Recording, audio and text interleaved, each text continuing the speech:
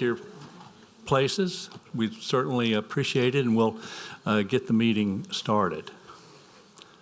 The roll call, please. Mr. Fitzgerald. Present. Mr. Toledano. Ms. Tanner. Mr. Davis. Here. Ms. O'Brien. Here. Mr. Stefanczyk. Present. And Mr. Airy. Here. We have a quorum. Thank you very much. More than anything else, this is an opportunity for us to put forth comparisons to this year's budget versus next year's budget, the problems that we see in the future budget, or the good things that have happened with the way we have budgeted in the past in comparison to next year's budget. Certainly, it's not a grill session, but more an opportunity to have the agencies give a synopsis of how they budget, why they budget, and how this budget will be suitable for the upcoming year. To start, I think we have the 22nd Judicial District Court to give a brief synopsis of their budget and proceed from there. Thank you.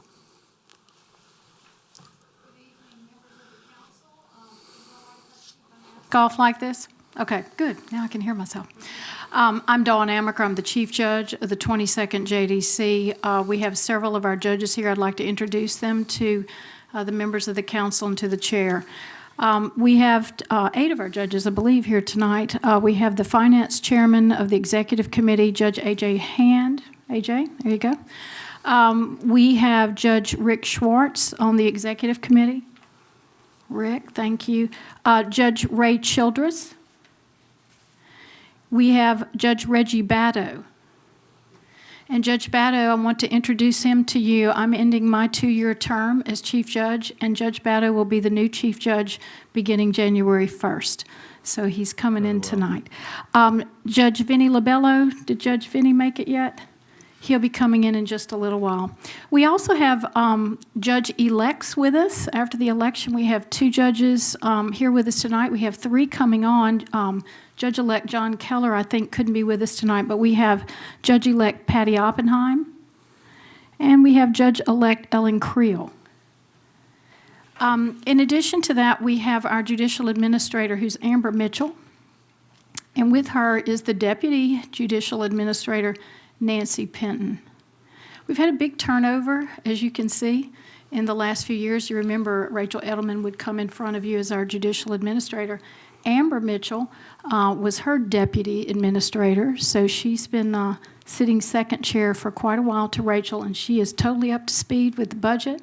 She has a background in finance, and she's ready to answer most of your questions. The other questions, our 2 judges, I believe Rick Schwartz and A.J. Hand, will answer as members of the Finance Committee. So thank you for letting us be here.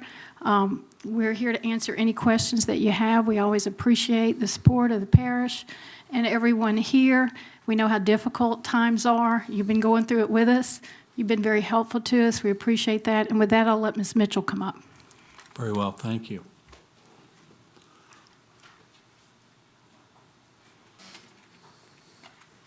Good evening, council members. It's a pleasure to be here. Again, my name is Amber Mitchell. I have these packets that we need to pass out, and I would call up Judge Schwartz to start, and Judge Hand.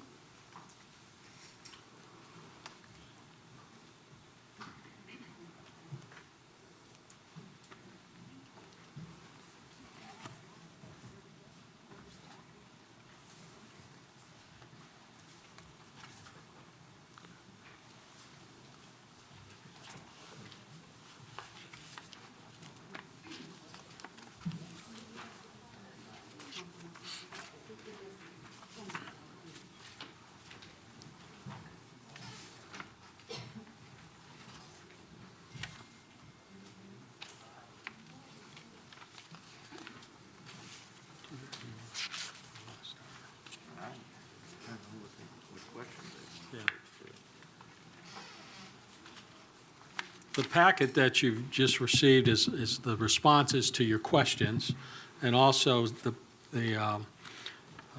backup documentation for those answers. if you look at this budget request, it's basically the same request as last year. We have reduced some areas. In the criminal court fund, we're asking for less. Commissioner fund, we're budgeting less because we're anticipating less revenues in those areas.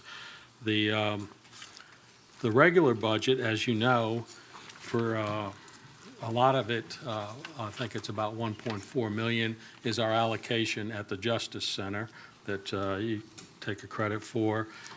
When it comes to salaries, we reimburse the parish for about half of the salaries that we receive for our employees and the specialty courts, because we also, our revenues are very limited, but we have the revenues for the specialty court grants, which is a big chunk of money that we receive. And that's, of course, that's not permanent funding. It's always goes on for a few years, and then we have to seek other funds.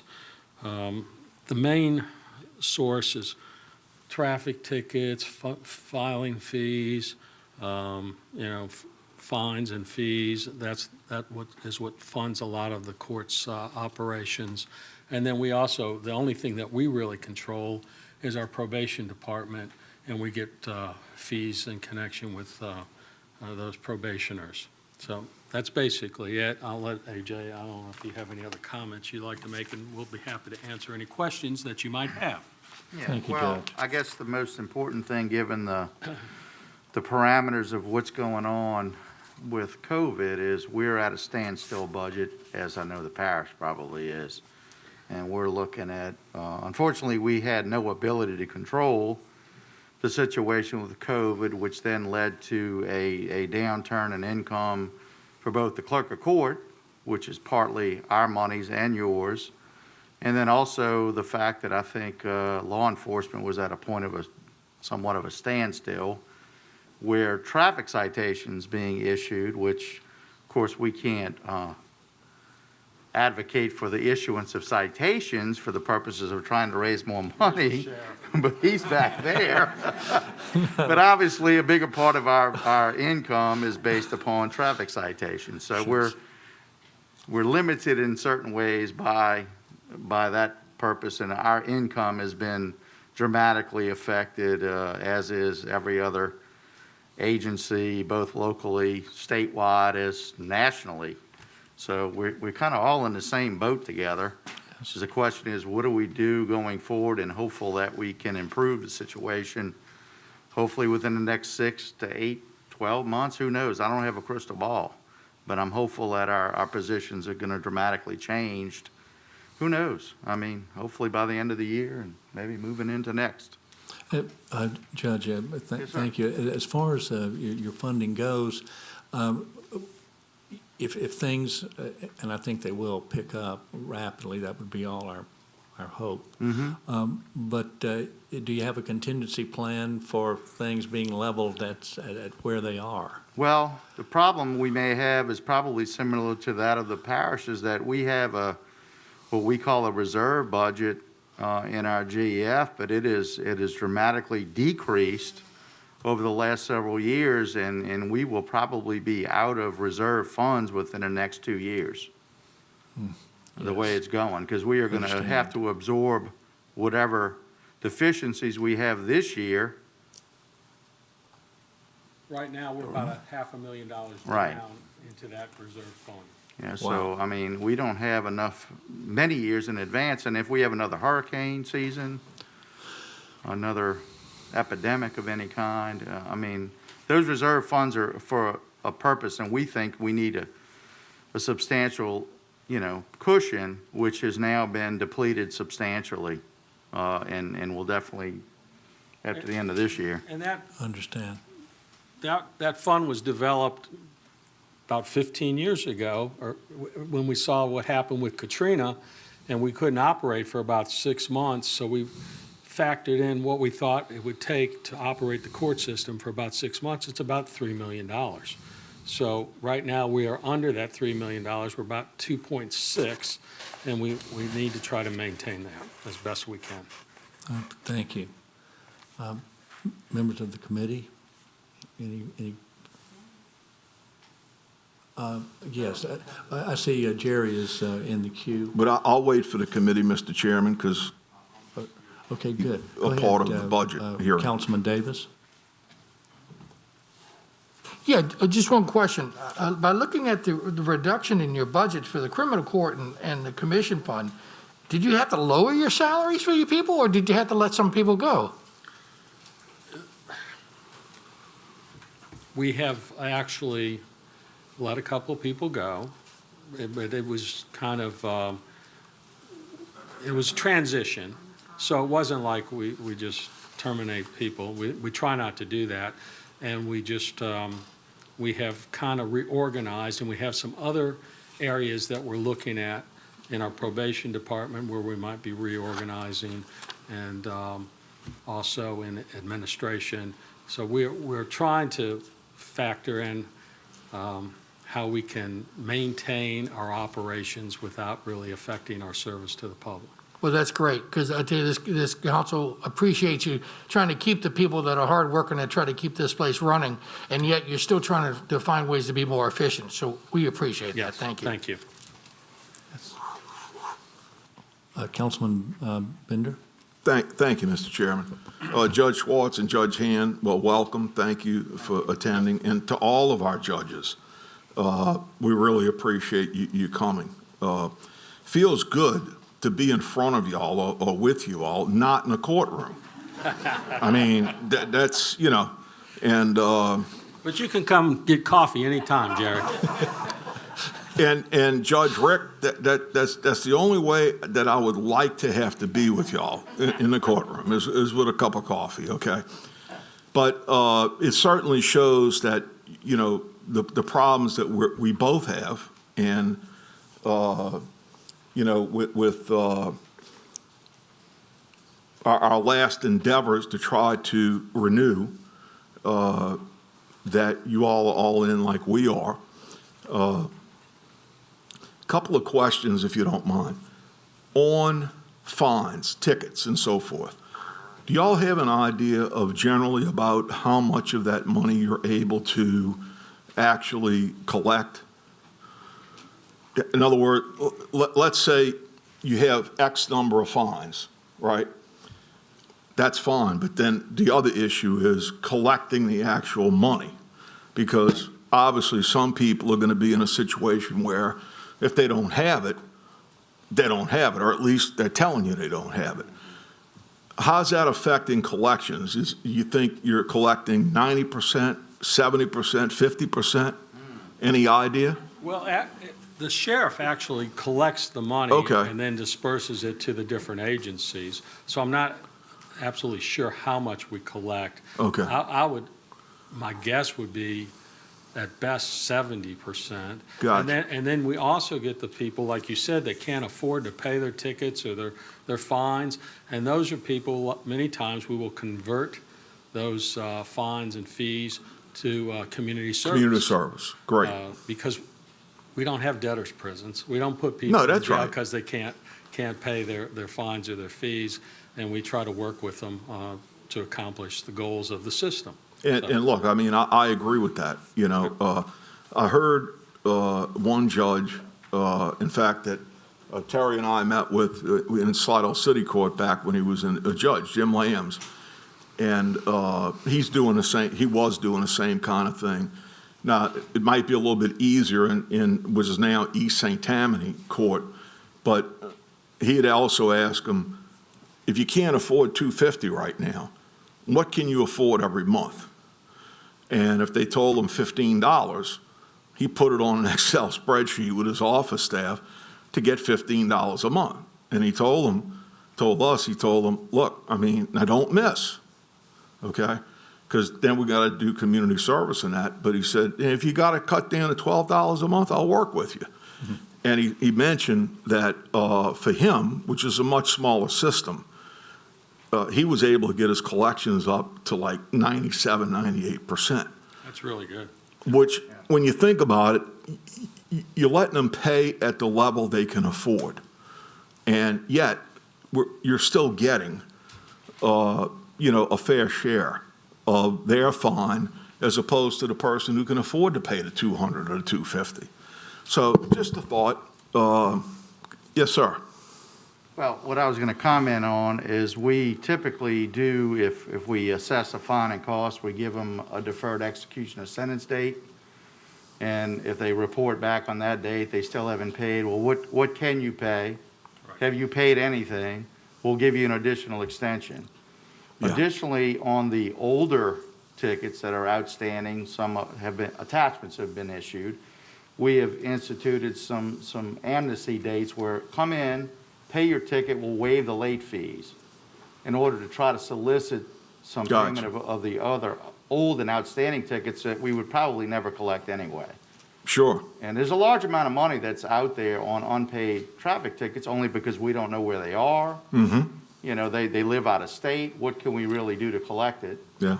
But for the fact that they made it go to renew their license and there's a suspension on their license, that we can then force them to at least address the issue. So Right. we've taken somewhat of an initiative to try to solicit the public into coming in and paying through the amnesty program I'm speaking of to waive those late fees. Right. Try to get them to come in and pay. No, and I understand, Judge, yeah. I mean, like I say, you said it right. If they're out of town, what do you do? I mean, you know, it's one of those things. It's life. Speaking only for myself, but I think, knowing my colleagues, I think this is probably going to be true of all of us, and that is we do realize, because we're doing the same thing y'all are doing, which is depleting reserves in order to meet the mandate. And of course, between the jail, the courthouse, the judges, and our DA, obviously this is an important function of parish government as a whole. So we recognize that, and I'm sure we'll be talking about it again in the future. So thank you, Mr. Chairman. Thank you, judges. Thank you, Councilman. Councilwoman O'Brien. Yes, mine is a little different, and I'm not wanting to make it political, but I just want to talk about what might be a reality going forward. As it looks now, it looks like Mr. Biden could be president. It looks like, you know, depending on the litigation, but based on something I've seen reported, it says Biden's COVID advisor says U.S. lockdown of 4 to 6 weeks could control pandemic and revive economy. If for some reason there is another lockdown, or do y'all have a contingency plan? Do you have a plan in place? And that would go for every organization, including us, because that may be our reality going forward. So given that that is being reported now, are all of us prepared is the question. And I don't know how much you can be prepared, but knowing it's a possibility, do y'all have plans in place to address that? We when we were in the last lockdown, we developed the Zoom process, and we've been able to handle a lot of jail cases via Zoom, and also did a lot of telephone conferences, and people worked from home, just like probably things here at the parish Right. went on. But we did go forward, and we will continue to go forward in that way. Okay, so it's not going to be completely, totally devastating to the budget? No, absolutely Okay. not. Not from our perspective. Good. Yeah, we continue to work, and we have done so throughout the pandemic. It's been difficult. Obviously, our limitations on jury trials. That's the main issue. Yeah, I mean, Right. that is a predominant issue that we face, at least I personally feel like is the biggest hole in our system is the inability to do jury trials right now.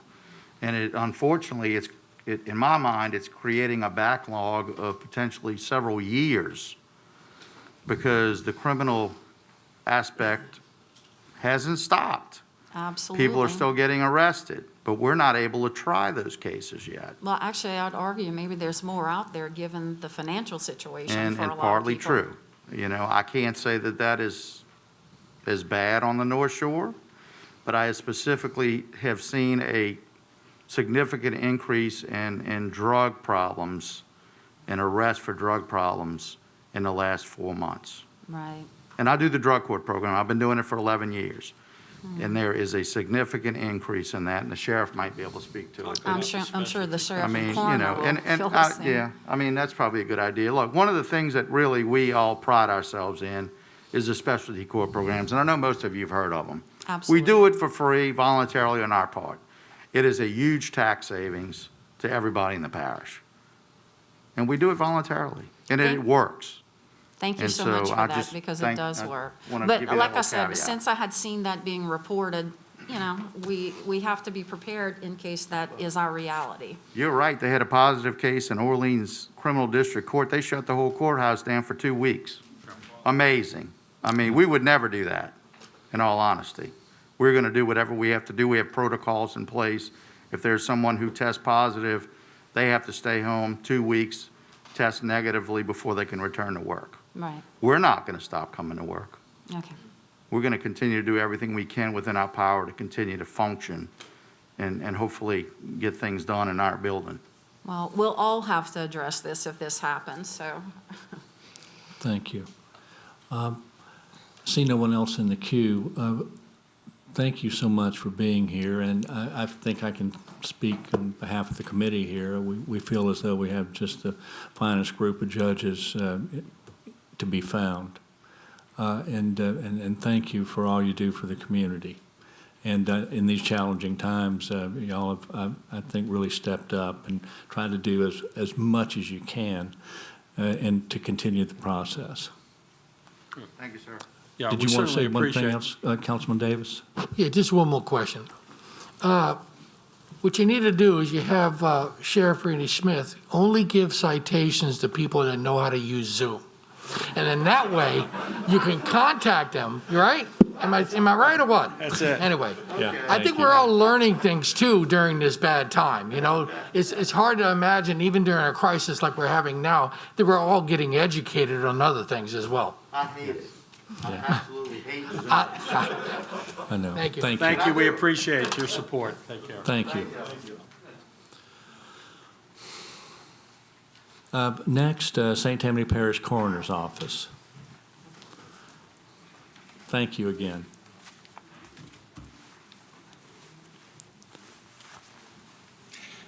I'm Dr. Chuck Preston, the St. Tammany Parish Coroner, and I want to start by thanking you for having the judges go before me so that I'm not testifying in front of 8 different judges. I have with me the Director of Operations and Administration, Stephen Saucy.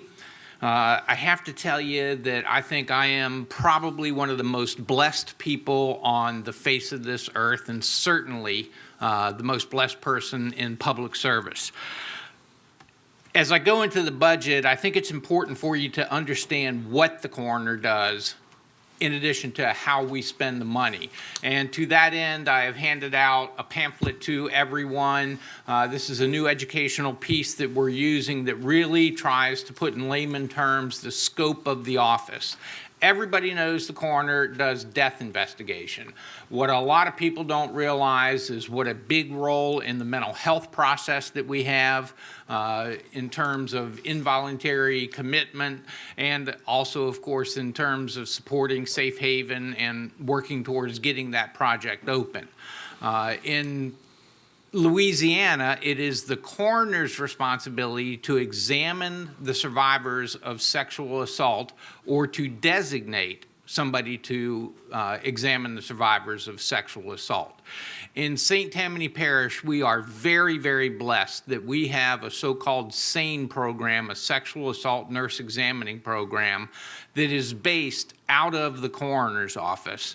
And it is totally different than Orleans Parish. In Orleans Parish, every survivor, regardless of where they present, is transferred to University Medical Center and then is examined there.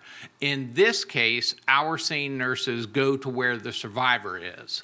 Additionally, and I'm going to touch on this as we go through, there is a state plan for sexual assault response teams. It is divided into hospital districts. We're Hospital District 9.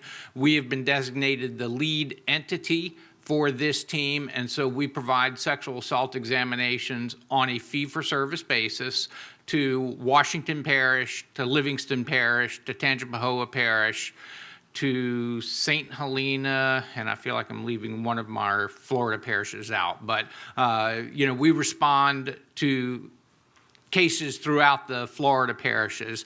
And frankly, even in St. Tammany Parish, this is such a value-added service to the hospitals. There is a payment for this examination that comes out of the Crime Victims Reparation Fund. And so the hospitals pay us to do the examinations as well. And then they all take care of trying to recover from the Crime Victims Reparation Fund. Additionally, we are so very, very blessed to have a state-of-the-art DNA laboratory inside of the coroner's office. And I would say virtually 99.99% of the work that we do is for law enforcement agencies in St. Tammany Parish. We do use it occasionally to make identification on bodies that are otherwise unidentifiable. But, you know, to kind of put this in perspective, if we are requested to rush a case, we can get a preliminary result in probably 3 to 4 days. We are handling a case that involved a sexual assault and a murder for an outlying parish that was submitted to the state police lab, and that has been there since April, and the case has not been started yet. So it's very hard for us to push through with the death investigation because the sexual assault kit is still in queue. That does not happen in St. Tammany Parish. So it's kind of an interesting sojourn, but the sane nurses from the coroner's office go to the hospital, examine the patient, collect what we call the physical evidence recovery kit, turn that over to law enforcement, and Sheriff Smith has just made great strides in developing a team of folks who are very attuned to these special victims. And then that law enforcement agency brings the kit back to the coroner's office, and it goes through our DNA lab, and then it goes back to law enforcement for storage and trial, et cetera. So I think that's you know, an incredible service to the public. It is very patient-centric to people who have usually been brutalized and quite traumatized. One of course, the mainstays is death investigation, which includes autopsies. We have 2 full-time forensic pathologists, and I will tell you, these are really gems of a doctor. There are about probably 750 in the country, about 900 900 jobs to fill, and we have 2 full-time forensic pathologists here in St. Tammany Parish.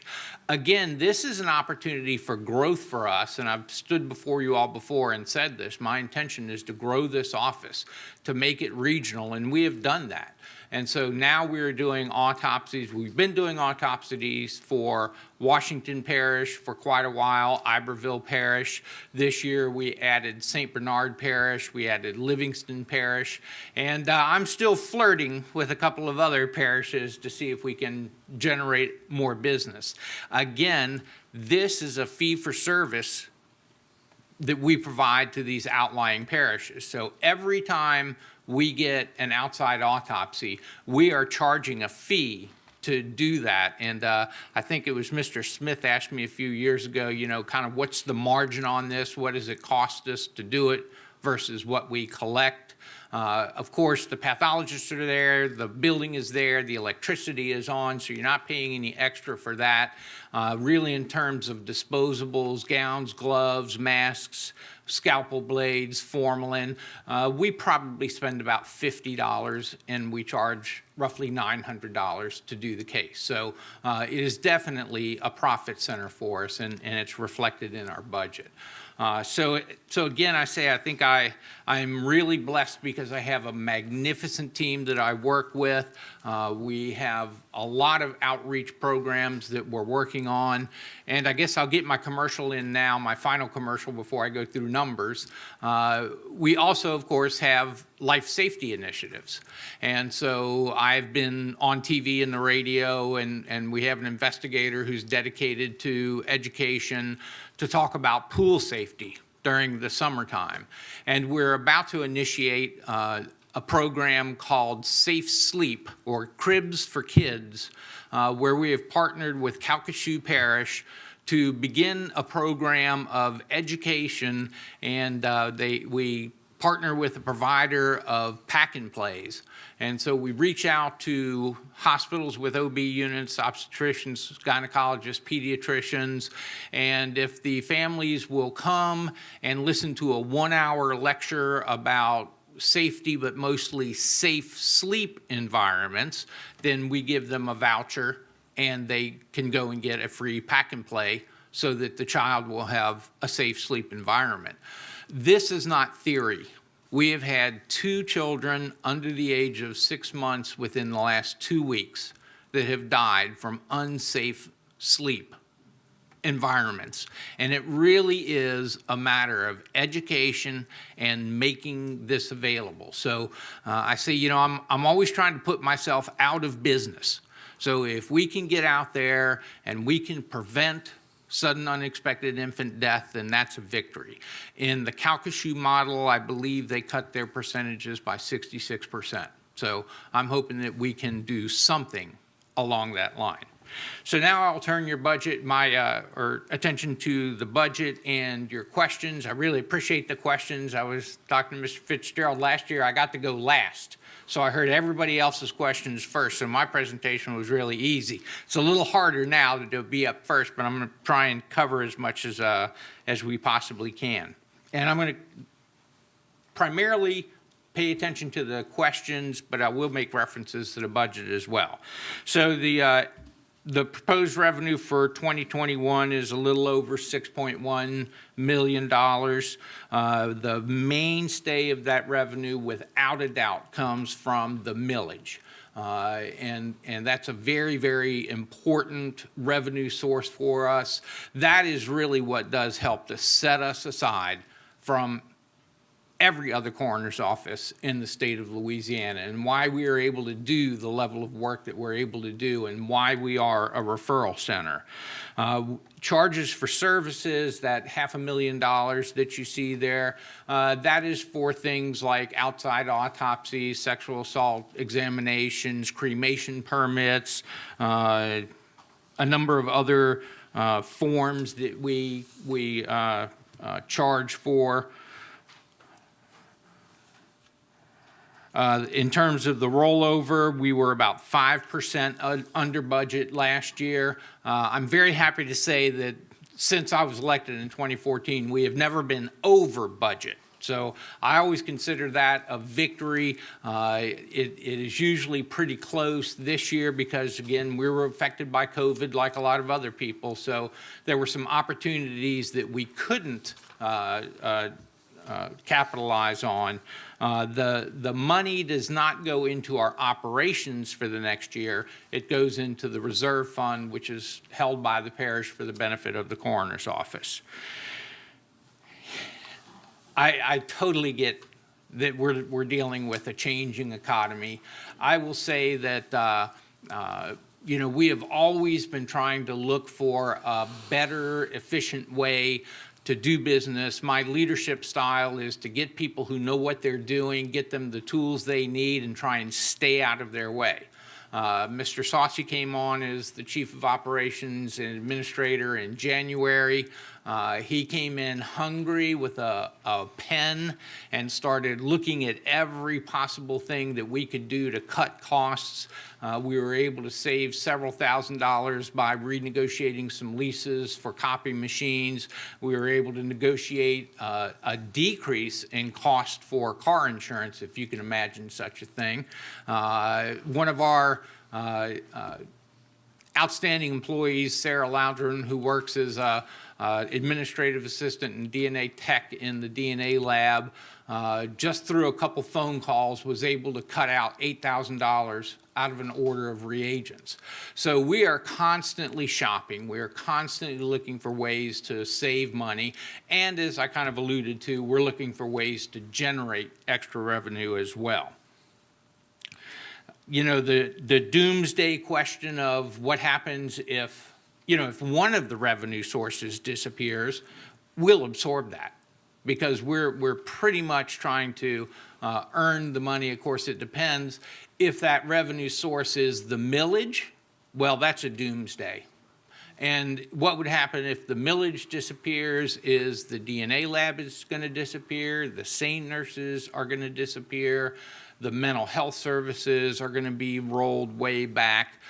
We are going to be back to, like many other coroner's office, where you have 2 part-time employees that pick up bodies and do no investigation. So again, I am not anticipating the doomsday. I think that as we are very proactively trying to get the message out of what the coroner's office does, and that we really are a public safety agency, I hope that the public is going to recognize the value and the quality of services that we provide right now.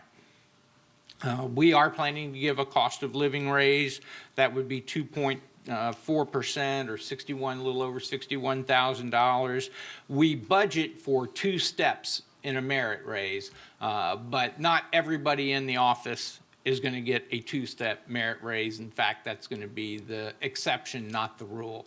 But we budget for everybody being a superstar and going out and recruiting a new client for the office and bringing in $100,000 worth of business, and then, you know, I might 2-step all those folks. In terms of the salaries and the personnel and their titles, that's included in your packet. I won't go over that piece by piece. We do have an annual leave package. We do not differentiate between sick leave and vacation time. There's PTO. They accrue PTO based on the years of service. So the people who've been there longer accrue more.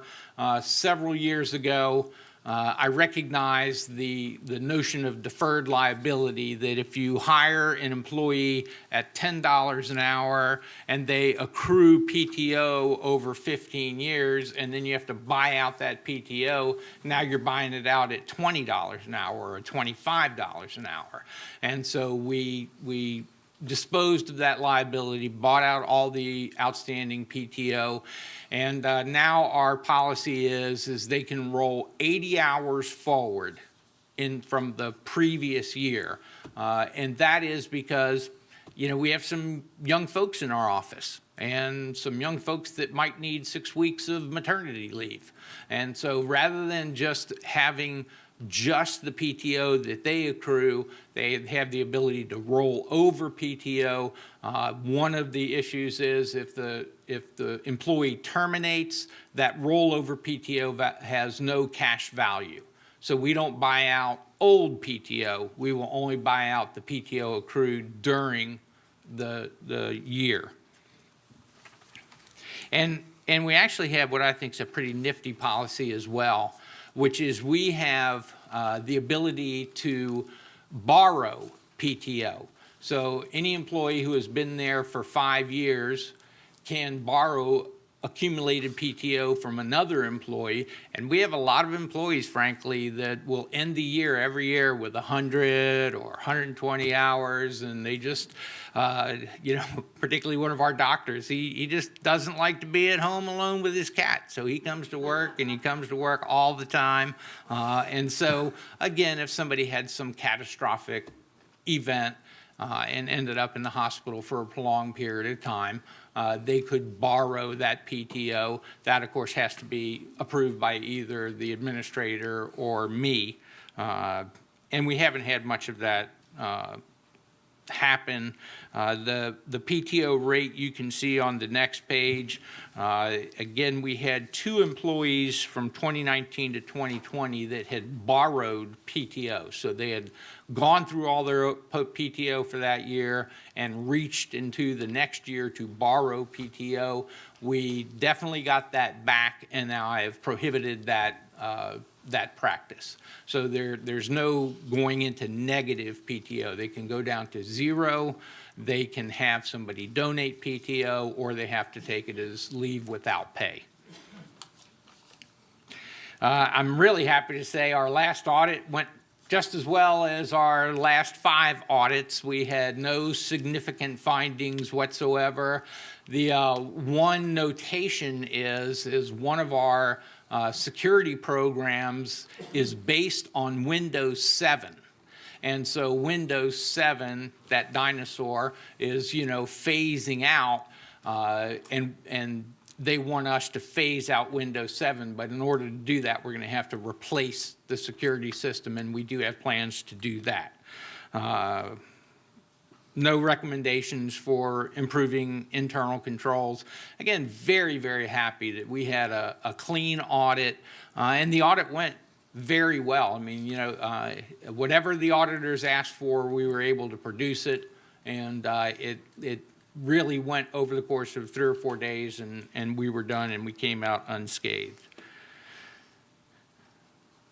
And to question number 10, I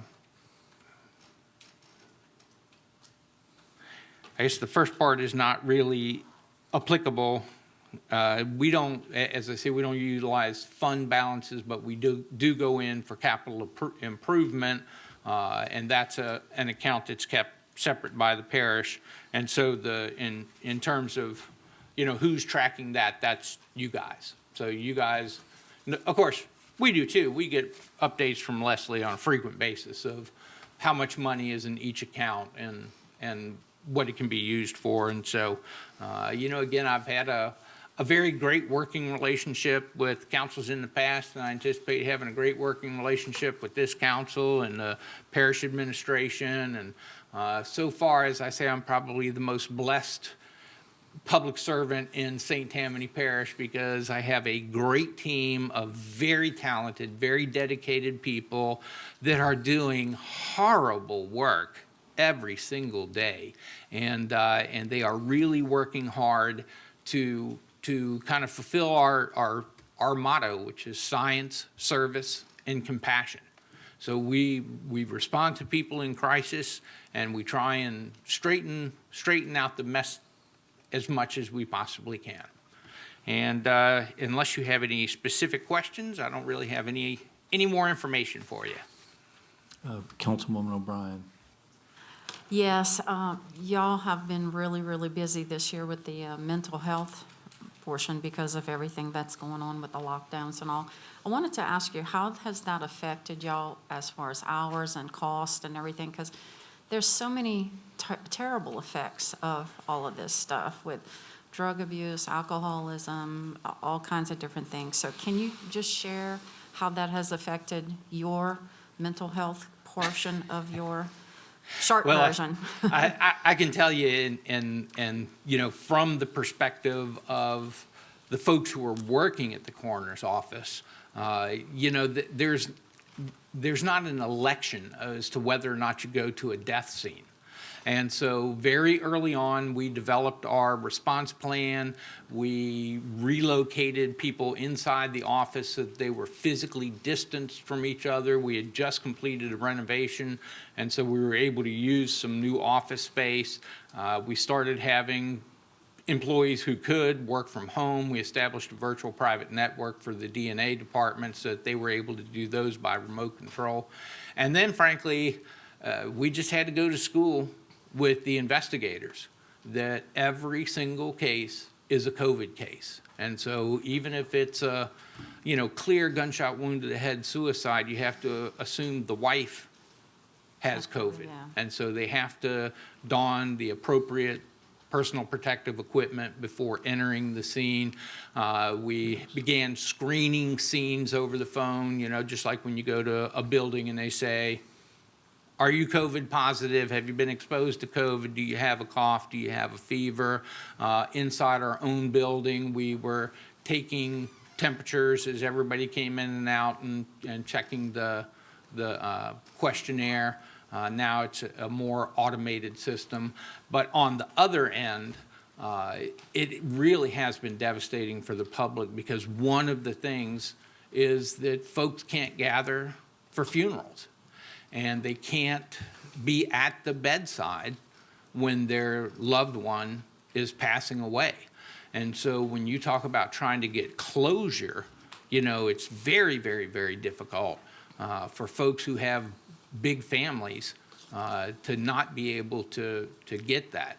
As kind of a response to that, one of our education pieces I didn't bring with you is we developed a grief pamphlet that talks about what grief is and how you go through the stages of it, and then has a list of resources of faith-based and non-faith-based resources where people can go to get help with that process. And then, of course, frankly, the orders of protective custodies, physician's what I was emergency wondering about. certificates, coroner's emergency Huge increase. certificates. We are seeing an increase, not as much as you would expect, but I think that a lot of that has to do with, there's a finite population of folks who suffer from chronic persistent mental illness. And those are the folks we refer to as the familiar faces who, they have a very predictable story. They have a known diagnosis. They stop taking their medication because they're doing so much better. They deteriorate. They call the sheriff. The sheriff calls us. We transport them to a hospital. They get stabilized, sent to a psychiatric facility for 3 or 4 days, get discharged, do well for a month or so, stop taking their medicine, and then, start it all over again. So I think that Safe Haven is going to make an impact on that. I certainly hope so.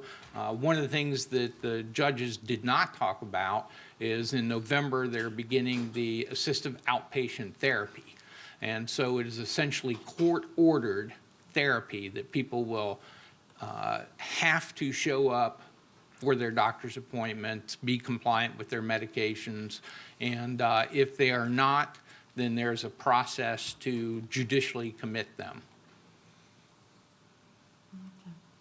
Thank you. Thank you for that update. Councilman Davis? Mr. Preston, Yes, sir.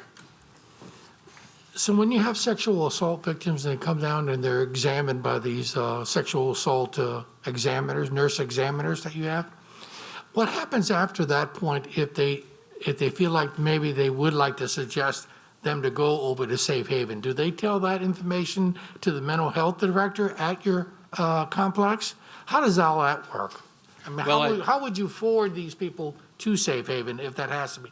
Well, of course, that's still a hypothet because Safe Haven hasn't quite opened. Right. But I will tell you that with every sexual assault, with the exception of Tangipahoa Parish that doesn't have good coverage, the examination, there is a sexual assault advocate with the survivor as well.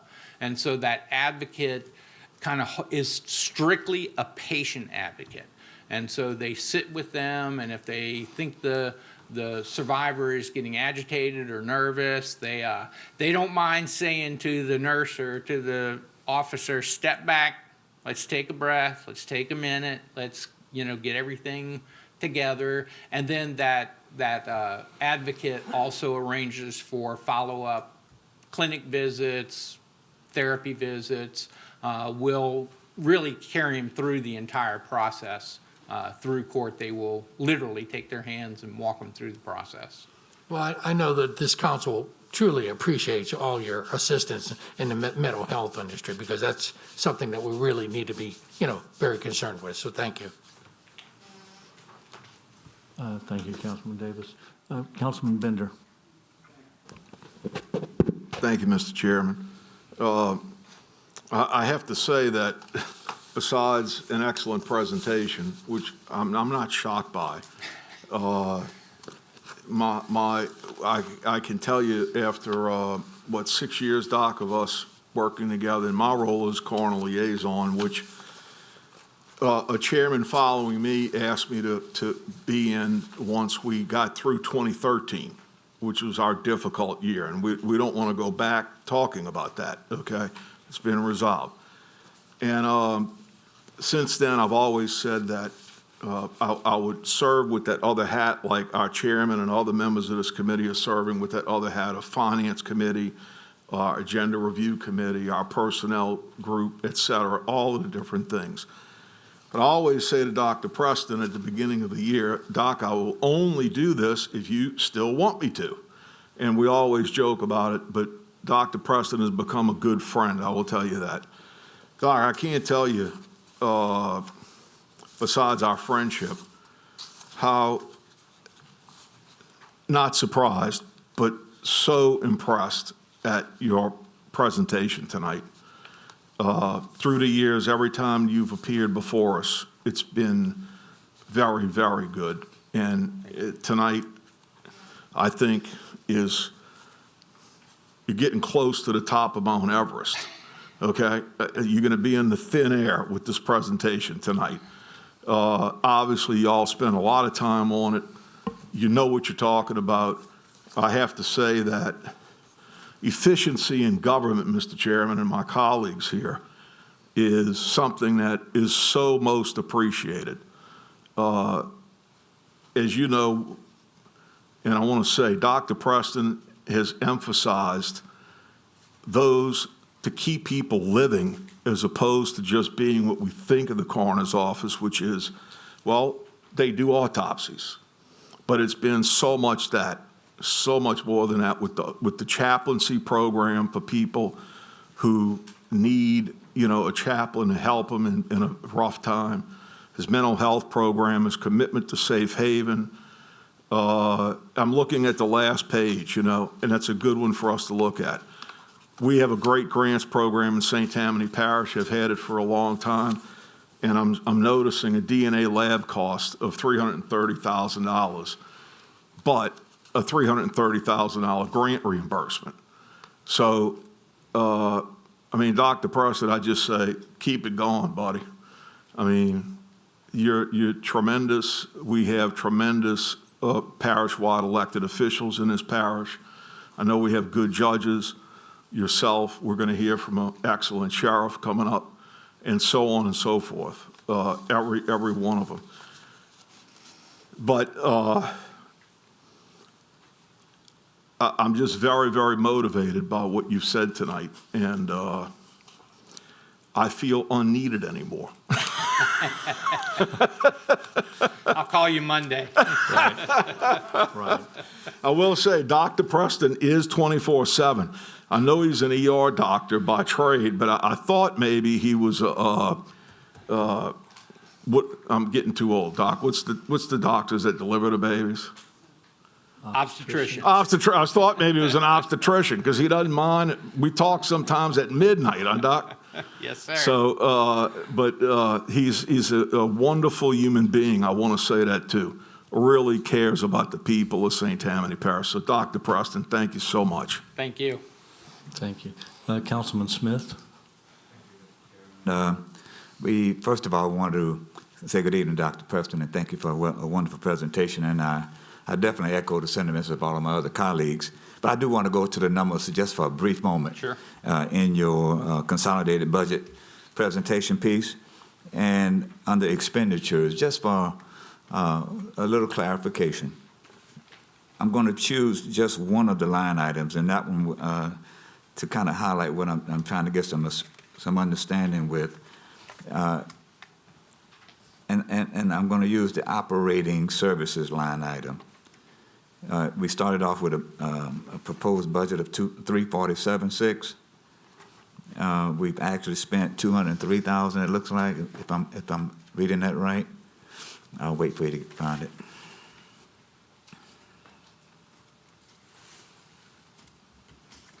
Which page are we?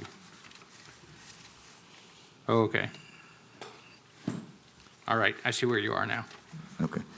We budgeted $347,600. We spent $203,100. Is that correct? Up until October. October 22nd, yes. Okay. And it looks like we are anticipating having $145 remaining to be spent for the remaining part of the year. My question comes that we are asking for a little bit of an increase. It looks like $383,574.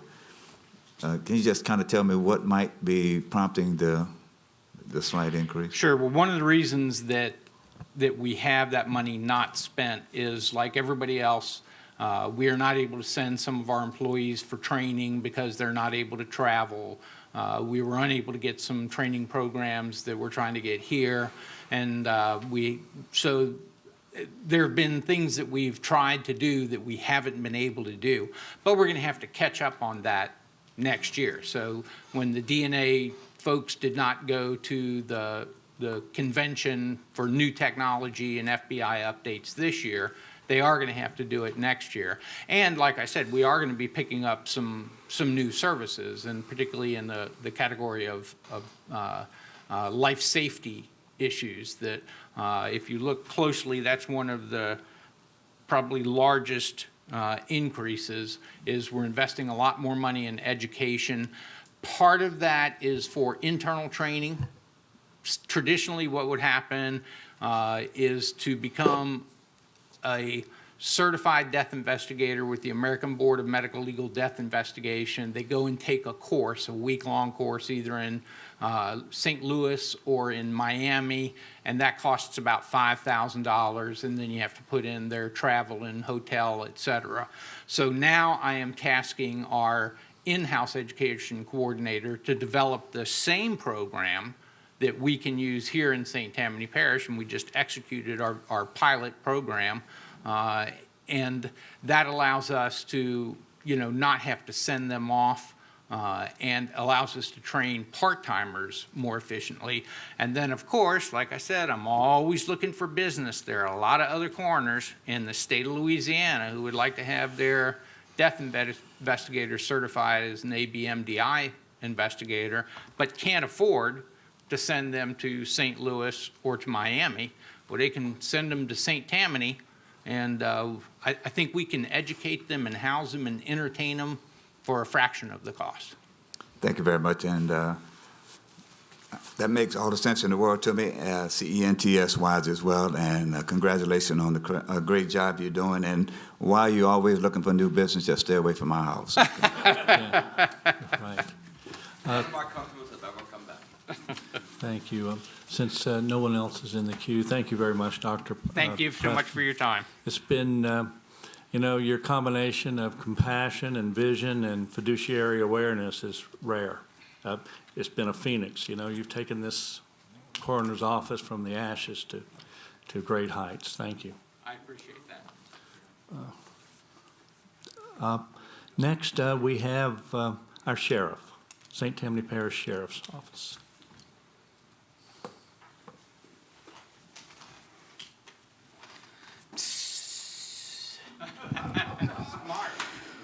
Thank y'all for having us. Chairman Fitzgerald, not Fitzmaurice. Not many changes from last year's budget, but we have a lot of new faces on the council. I'm Sheriff Randy Smith, keeper of the jail. Through the Louisiana State Constitution, when you're elected sheriff, you also take the responsibility of managing, maintaining, and operating the jail. And you're also held accountable as far as litigation when that occurs, which costs taxpayers and us money. And when I left Slidell Police Chief, when I was a Slidell Police Department, I ran a 35-bed jail, and now we're over 1,100-bed jail in the parish. We're the fourth largest parish prison within the state. And with that comes a lot of responsibility. And we've seen cuts. We've made cuts from day one when I was elected, and we will continue to make cuts, but we will get through those cuts, make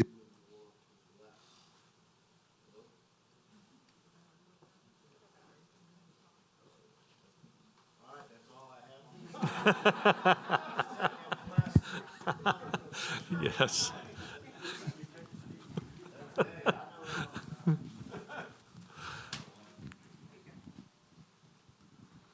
How about now? Very good.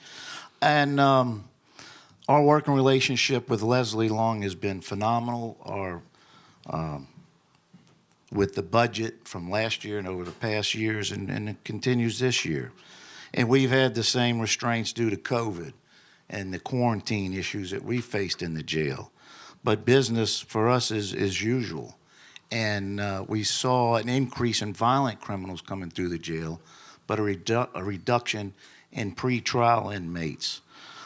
During the Hurricane Laura, we actually took in about 50 inmates from Calcasieu, and we do that with reimbursement from the state, the DOC. Currently in the jail, we have pretrial, we have 566 inmates. Department of Corrections inmates, 352. Feds were at 79. And these numbers are a little lower than last year. Some of the areas where we've made differences and cuts, trying to save money is we started a video visitation program. And this is where Skype, Councilman Davis, you mentioned that we can use this. It's set up in our facility due to COVID, but we were already in that direction before the COVID crisis to get inmates covered through Skype where the judges can review their cases, the commissioner to set bonds, and also the DA's office. This helps us in transport costs, reduces safety issues by bringing inmates to and from the jail or across the lake on a federal basis. So that's an area that is working and that people are utilizing, and it actually it's a cost savings to us. Before I get any further, one of the areas we had to make an adjustment, that I had to make an adjustment was in leadership, and that was the warden position at the jail. Due to the budget cuts, due to the overtime increase, due to the revolving door of training deputies, I made a decision to find another warden to manage and operate that jail for us. And he's here tonight, Major Brett Ibert, doing a great job. Thank you. Making me look good. But since taking office and from last year, we've had 0 deaths due to medical conditions within the jail, and that's very important. Because when I get sued, the council gets sued, the parish gets sued, and that's cost savings right out the gate. Retaining deputies is very important. We also, July 1st, we started a new medical provider. The old medical provider that was there at the jail were going up on cost, not just for the medical that's provided to every inmate that's brought into our facility, but due to escalating cost in their fees, their services, and in the pharmaceutical bills. And since July 1st, they have provided an excellent service and have dealt aggressively with the COVID crisis where every inmate has to be tested and screened and usually quarantined if they have any of the conditions from COVID. Our current staff right now is 177 deputies, which is down from over the past few years. Programs, our reentry program is still in effect with a $2.9 million grant we were successful in obtaining 2 years ago. That will go on for at least another year, and we will reapply. We're one of 5 agencies within the state to provide this training to inmates so that they don't reoffend, and when they're released from custody, they have a job, they get a job, and they become successful in society. We're proud of that program, and we're also proud of the current parish president working with us in some of our capital plans that we have, not just for this year, but over the next 10 years. So we can break that down and work on creative funding to get those projects accomplished. That jail was rebuilt over 20 years ago, and I've been criticized for overcrowding in our facility and have one lawsuit pending for the overcrowding in our holding cells. You might have seen my stories and attacks from Mr. Zurich on Channel 8, but from that day forward, we made adjustments. We opened other areas. We brought in a few extra people so that we can get people in, get them bonded out as quickly as possible, but some that just doesn't work. We have to house them.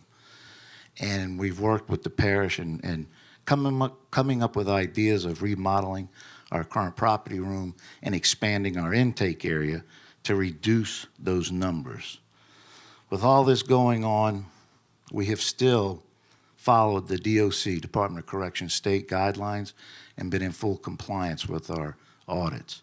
We've also been audited because of COVID as well, audited by the Department of DOJ, the Department of Government, came in, and they have also audited us with a full, clean slate.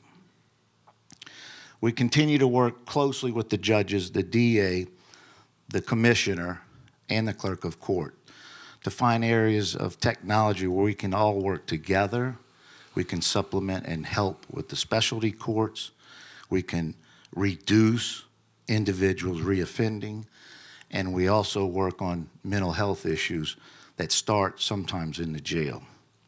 Our criminal justice system begins when someone is arrested and brought to our facility. Every inmate that's brought in is screened through our medical provider within 3 hours, which also includes mental health screening as well.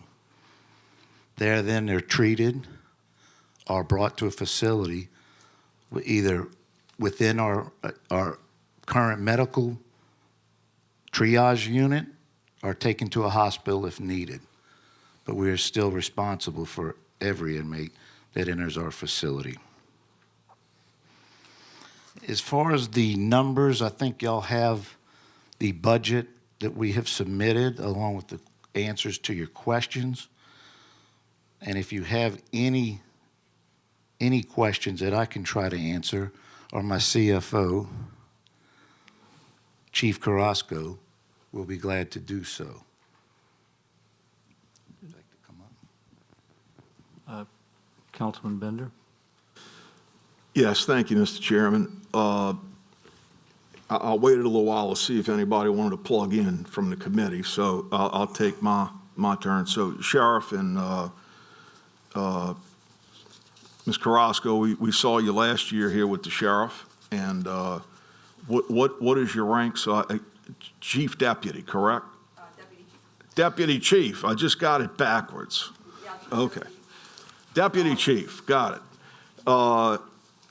For just a little bit of history, last year for our colleagues that joined us in January of 2020, the sheriff and Chief Deputy Carrasco made one of the more impressive presentations to us because the sheriff and his chief deputy were already thinking outside the box, as I recall, as we deal with the revenue shortfalls that were targeted specifically for the jail, the courthouse, and the DA.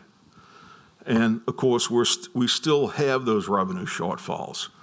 So, Sheriff, one thing I think we want to pass on, if you don't mind, Mr. Chairman, from our perspective, because I think this is true of all of us on a council, we are trying our best to bring, as you as the tax collector, the sales tax collector, property tax, whatever, you're our sales tax collector.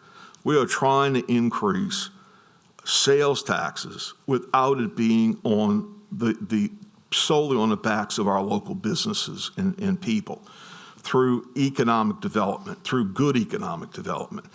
And I just want to say that, you know, we're all in on that, I think, as a council, to try to bring in good economic development that helps us with our tax base all the way around, both ad valorem and sales tax, because we don't know what the outcome is going to be on finding a permanent revenue source like we had through the years.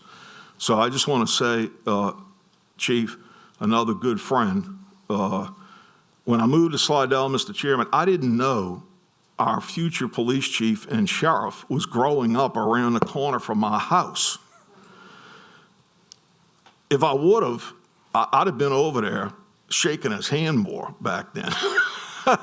I think you were a teenager, Randy, and I was in my mid-20s. But I've known Randy as a police chief and a sheriff, and I got to tell you, like Dr. Preston, he comes here with Ms. Tiffany last year, super well prepared, trying to bring in revenue himself. I remember the regional plan you worked out with the governor to head up getting that certification for the people For the reentry program. Yes, for the reentry. Retain those deputies once we trained them, which Yes. covers their state supplemental pay, which now they're staying in that. I'm not running that revolving door. Yeah, he jumped in to say, Governor, we want to be one of those regions. And by doing that, investing a little bit of money, I think, Randy, you told us that you raised their salaries because of their certifications substantially, like maybe 35, 40%, which of course we all know turnover is a tremendous hidden cost. The more turnover any operation has, tremendous hidden cost. So, Chief, I just wanted to say we're trying to do our part on economic development, and hopefully we're going to continue to have some successes. So thanks for all that y'all do. Thank you. Our vision is not just for next year or the year after. Again, our vision at the Sheriff's Office in maintaining and operating a jail is to do it successfully, do it reasonably, but do it effectively and efficiently. And our plan goes to 5 years and then on to another 5 years. No matter who the sheriff is then, we're still going to find ways to be successful and follow the compliance of the DOJ and the DOC. Thank you. Any others in the queue? Any other questions? Thank you, Sheriff, for being here with us. And we look forward to teaming with you. We know that we have these foreseeable shortfalls, and we really appreciate you taking the lead in some of these areas and working with us. And we're available to answer any questions via email, Skype, phone, whatever it takes. We're here to work with you, not against you. We really appreciate that. Thank you. All right. Good. We're going to have a battery change, I believe.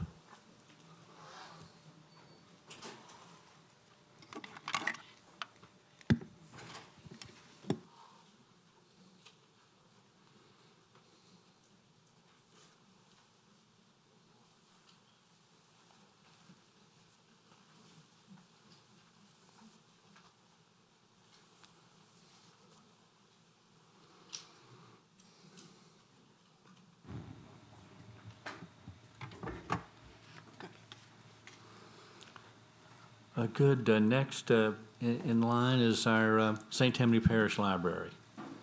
Really fine operation. Thank you. All right, give me just a second here.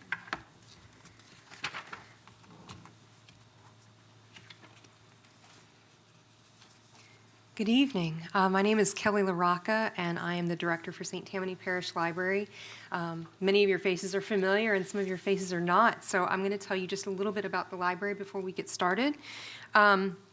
We provide St. Tammany residents with resources and programs which meet their needs, and there can be several different needs, whether it's cultural or informational, economic, educational, or recreational. There's a lot of reasons why people may come to use our services. Really, though, we strive to promote lifelong learning and offer programs, services, and a library collection for all ages. If you take a look on the inside of the binder that I provided, you can see what our year last year was like, kind of our at-a-glance look at what we did. We had over 1 million checkouts last year. Those are items that checked out of the library, whether they were virtual or whether they were physical items. And just in case you're curious, about 26% of them were virtual. So most of the things that we checked out last year were actual things that you can touch. A book, a movie, a music CD, an audio book that you would listen to traveling across the Causeway or the Twin Spans. So we are heavily used in that way. Last year, we had 763,875 visits to the library, and that was down significantly because one of our largest branches, Covington, was in a very small temporary space, and it was just not easy to use that space. So we did lose the visits last year. We have 88,461 cardholders currently, and we had 150,369 public computer sessions. There are a lot of people who use us for their internet access if they don't have high-speed access of their own, and there's a lot of reasons why that would be. Some people live in areas of the parish where high-speed internet access is not available. Some people have all the availability in the world and don't know how to use a computer. There's a lot of reasons why people may come in to use our services.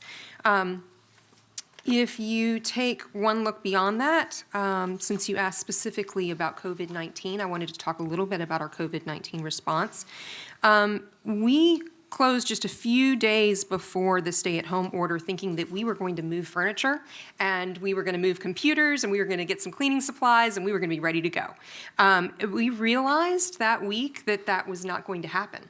And so we quickly turned to what did we need to do to serve our public? What did we need to do to get our employees working from home? And we were very lucky that we had 3 or 4 branches worth of training laptops that we used to teach classes. And we refitted those within a week and gave them to our librarians, and they went home. And at the end of that 1 week, we were ready to work from home. We made adjustments across the board so that we could serve the people of St. Tammany Parish from home. Interestingly enough, our libraries and our services and everything about from the buildings to the programs that we put together are really meant for face-to-face interactions. We really pride ourselves on the fact that people can come into the library and see a friendly face, and so we had to really make some big adjustments to make this work. Luckily, one of the 5 laws of library science is you save the time of the user, right? So there were libraries across the country who had tried different things, e-cards, for instance, or virtual programming already, and it was really easy to pick that up and take it on. So I'm very, very proud of the staff who worked with me, and I have a few of those people here, so I do need to stop and introduce them. I do have Rebecca Taylor, our board president. I also have Tanya DiMaggio, the Assistant Director of Support Services, and I also have Brent Geiger, the Assistant Director of Public Services.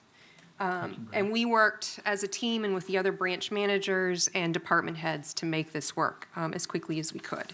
So when you look at that, you can actually see a picture of one of our story times streamed Facebook Live. There's a little girl enjoying the Ladybug Girl story time that was going on.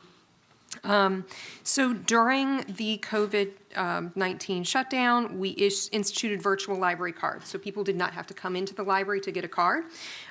We increased our Wi-Fi capability in all of our parking lots and still have that in place. So if you do not have a good internet connection at home and the library is closed, or you don't have a good internet connection at home and you're just concerned about being around other people, you can come into one of our library parking lots and use the Wi-Fi. And we've got a real good, strong signal now. We improved that across 6 of our branches during the pandemic close down situation, and then we're finishing the last 6 as we go into the fall, the end of the fall here. So the e-cards, the Wi-Fi in the parking lots, our virtual programs. So we do all of our programming right now via Zoom. We stream on Facebook Live. So whether you are comfortable using Zoom or you're not comfortable using Zoom, or by the way, if you want to learn how to use Zoom more efficiently, we have tutorials on how to do that. We have tutorials on everything on our website. So during that period of just exclusively remote service, we issued 2,300 e-cards, and that number I think was current as of just a couple weeks ago. All of our programming is virtual. We've had 350 programs to date, and when I wrote this, this was at the beginning of October, so we've obviously done a lot more. During that 1 month that we were completely closed, 56,389 items, e-items checked out. So people made good use of our virtual items. And when I say virtual, I really do mean, I mean, it's an e-book, it's an e-audiobook, it's music or a movie. You can watch a TV show. I mean, we have all of those things available. And we did our very best to get ready for curbside service. So we started curbside service on May 18th. And through June 8th, we were exclusively curbside, and we checked out many items curbside and many more items electronically. And then inside service began on June 8th. We opened our doors, the public came in. Obviously, with the percentage reduction that we were required, but we have been open with no appointments at all of our large branches. Anyone can walk in and use our computers, can use our services. We've made all of those adjustments, all of the plexiglass, all of the social distancing floor markers. And it was a big job to get ready because, again, we kind of had to undesign what had been designed for face-to-face close interaction. But, you know, what are we prepared for going forward? We have curbside service down. We have moved what little money that we had saved from not using as much electricity when we were shut down into making more electronic items available and to make them more efficient. So if this all goes south, we're ready to go, and we're ready to serve the students and the families, the retirees, the parents with babies and toddlers. We're ready to serve everyone. And we just hope that it doesn't go that way. So I guess I can go through these one by one. I gave you an index because we just can't help ourselves as librarians. Yes. So Very organized, yes. yes, we do our best. We do our best. So I'll take you through one by one, and I won't go through the nitty-gritty details unless you ask me. So the library uses a cash budget and budgets what it projects the parish to transfer to the library's bank account after all of the deductions for pensions and fees and debt. So we budget conservatively and really base it on the last couple of years. What did we get last year? We can assume we're going to get at least as much as we got last year. And as you can see, ad valorem taxes are 96.44% of our budget. So, I know we talk later about what would happen if you lost a revenue stream. We lost our ad valorem taxes, we would shut the doors. Like, it is very serious. That's the biggest part of the money that we receive. We get a little bit from state revenue sharing and a tiny bit from fines and fees. So if you have not visited the library in a while because you haven't brought a book back and you're embarrassed, we don't make a lot of money off of that. We just want the book. So come and see us for sure. You can see basically how it all breaks down. The budget for 2021, we produced the 2021 budget in June and July of this year. And we've received a little bit more than what in ad valorem taxes at this point this year than we'd received in July. So the number was really based on what we had received up to that point in July of this year. We're really not predicting a whole lot more for next year. We really don't know. It's if the pandemic doesn't do well, is everyone able to pay their property taxes? What happens there? Some of the things go way up and way down. So a few things that you should notice there at the bottom of that page. Line 415, fines and fees. The library board waived fines through the end of the year because we are really having an issue with people being concerned about bringing their books back. I need to bring my book back because it's going to be overdue. Well, if you might have COVID or someone in your family might be sick, we would really rather you hold on to that book and just bring it back a little bit later. So the library does not, although it has fees, we still charge for if somebody completely loses or destroys a book, that's property, that's different. But the 10-cent fine that you would pay on a book per day that it was late, the library board waived through the end of the year. So, but next year in 2021, we do expect to be charging fines in the new year. So that is why that percentage difference is so high. Other things that you see here that would be of interest, maybe donations. We really did not have as much opportunity for donations this year. We hope that we'll be back closer to what we would be for next year. A lot of that comes from our friends and foundations that help us with programs. And right now, our virtual programs aren't costing us as much as an in-person program would cost. So, but that's our revenue stream. So the next question was, what are expenditure amounts proposed for 2021? And so I answered it just the way you asked it. So you just asked for the expenditure amount, so I just have a straight listing. Although I know that probably what was forwarded to the parish, a budget would have had everything across comparison. You can see our expenditures, what we plan on spending on administration and employee benefits. The employee benefits and the library administration salaries, all salaries. They're 67.87% of our budget. Again, we're, very much a service-oriented organization, and so most of our money goes to our personnel. And that is our main budget here. Our capital outlay, the biggest expense, of course, is our library resource acquisitions, all of the collection that you know and love when you come into the library. Question 3 is, as a percentage of total budgeted expenditures, how much was not spent in 2019, and where was the roller of these funds accounted for? So 2019 was a little odd for us because we had the Covington Library that was under construction, and we really thought that it was going to be finished before the end of the year, so we would be able to receive furniture and pay for it, and we would have the opportunity to hire back the personnel who may have left us over the time that they were in the small temporary space that we couldn't put them back because it was just such a small space. But it did not happen that way. The finish of the Covington project really straddled 2019 and 2020. And you actually have to get that furniture and make sure that it's in good condition and before you pay for it. So we had budgeted to spend savings that year to pay for that furniture, that specific purpose. And we ended up putting a little money in savings rather than spending savings. So I did provide the entire spreadsheet with the percentage that was not spent. And if you consider the fact that we were planning on spending savings, 6.86% was not spent for the year. But again, we were planning on spending savings.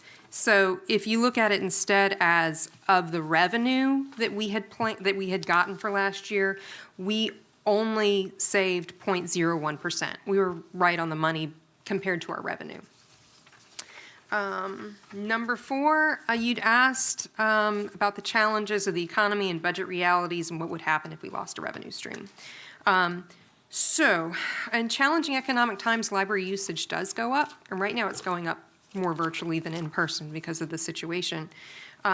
People sharpen their skills, they research job opportunities, and we're a good place to use the internet and the computers. And as what I showed you at the beginning, our facilities and our services are pretty heavily used. So we really had to think about what would we do if we needed to do this.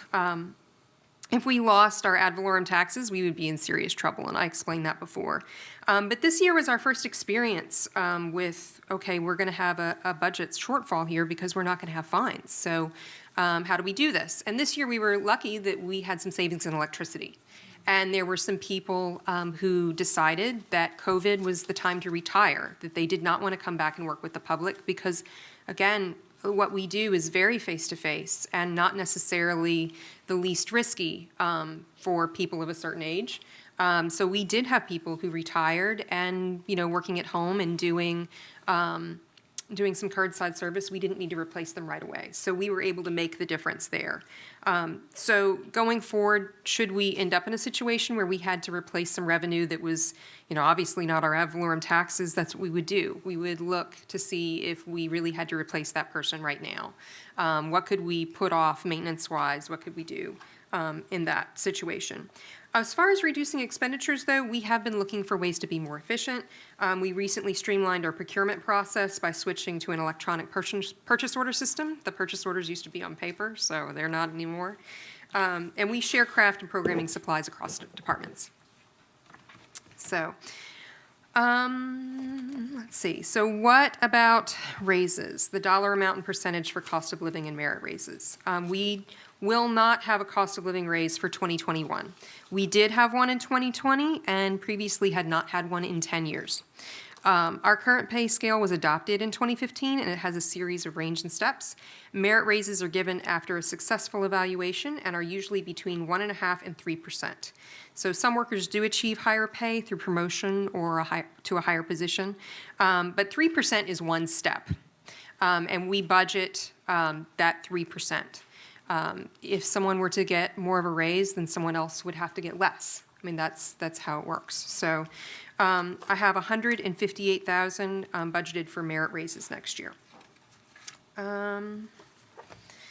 So the next question asked for our employees, and I put it in order of the range and step, and then with all of the position, whether it was part-time or full-time, the name, and the salary range as requested, and then I also included the salary scale from 2015.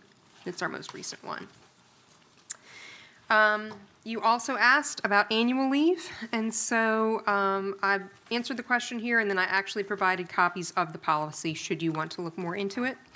Annual leave, we get 4.62 hours per paycheck. You cannot have more than 600 hours of annual leave because it does roll over, but you can't have more than 600. And even then, when you leave us, we can't pay you for more than 300. There's also sick leave. We get 3.84 per paycheck hours. And then anything on December 31st can be carried over. But the situation here is that the maximum is 400 hours, and we pay you, if we have to pay it out, at 1/3 of your rate of pay. We do not have comp time at all at the library, so that's not an option. We have to flex our time out within the pay period. There is also included our compensated absences by year, and I left a couple of years there for you to see. We've had a little bit of increase between 2018 and 2019, but that is the realization of having a whole new branch, South Slidell. They finally have accumulated just a little bit of leave. They opened about 3 years ago, so that's where that comes from. And as I said, I included all of the policies if you want to look in detail at our policies. Question 8 was, were there any findings during our audit? No, there were not. And it was a really interesting audit because they were there the week we shut down. And in that 1 week, they finished us right before the stay-at-home orders. So it was just us at administration making sure that that audit got done and fetching and running around and getting everything they needed. They did not recommend any improvement into internal controls or management policies. So we had a clean audit, and I know the coroner says he's got the best team, but I gotta say, I got a really good one. So the last one here is, does your agency use fund balances or reserve funds? And we do. We do use prior year's operating revenue.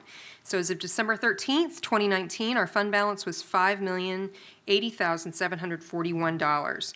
And that's roughly about half a year of what it takes to run the library. But the money we have there is not just there, it has very specific purposes. So the first thing that is in there is our operating reserves, and that's $2,500,000. And the reason why we have that much in operational reserves is a lot of our annual subscriptions come due in January and February. In a typical year, between January 1st and March 31st, we spend about $2,500,000. And we start getting those transfers from the parish, at the end of February and March, and we need to make sure that we have the money to run the library. So that's why we have that money there. We also have disaster and emergency funds to cover insurance deductibles and any repairs and cleanup that may be needed in case of a disaster that would fall outside of our regular budget. And our disaster and emergency funds take into account property insurance deductibles we have for any named storm. The deductibles are 5% with a minimum of $250,000 per occurrence per location, and we have 14 locations. So after the operational reserves and after the disaster emergency funds, the library board can approve funding for capital projects that cannot be handled out of our regular operating budget. And most recently, our savings funded the cost of Covington's furniture, fixtures, and equipment. So when you look at that chart there, you can see of that $5,080,741, $550,000 was for Covington FF&E. Then we had the operational reserves, the disaster emergency funds, and then we have a little bit of unassigned savings. And going forward, we have some other furniture projects that we're considering. We're also coming up on our strategic planning process, and that is going to take some money and funding that we don't know exactly how much it's going to be yet, but we're just getting started. So I prepared lots of other statistics just in case you might have a question. So I'm ready. Please ask. I love it. Councilwoman O'Brien. I just wanted to say, as a school teacher, I love the way you set it up. I love the way you went on and presented it.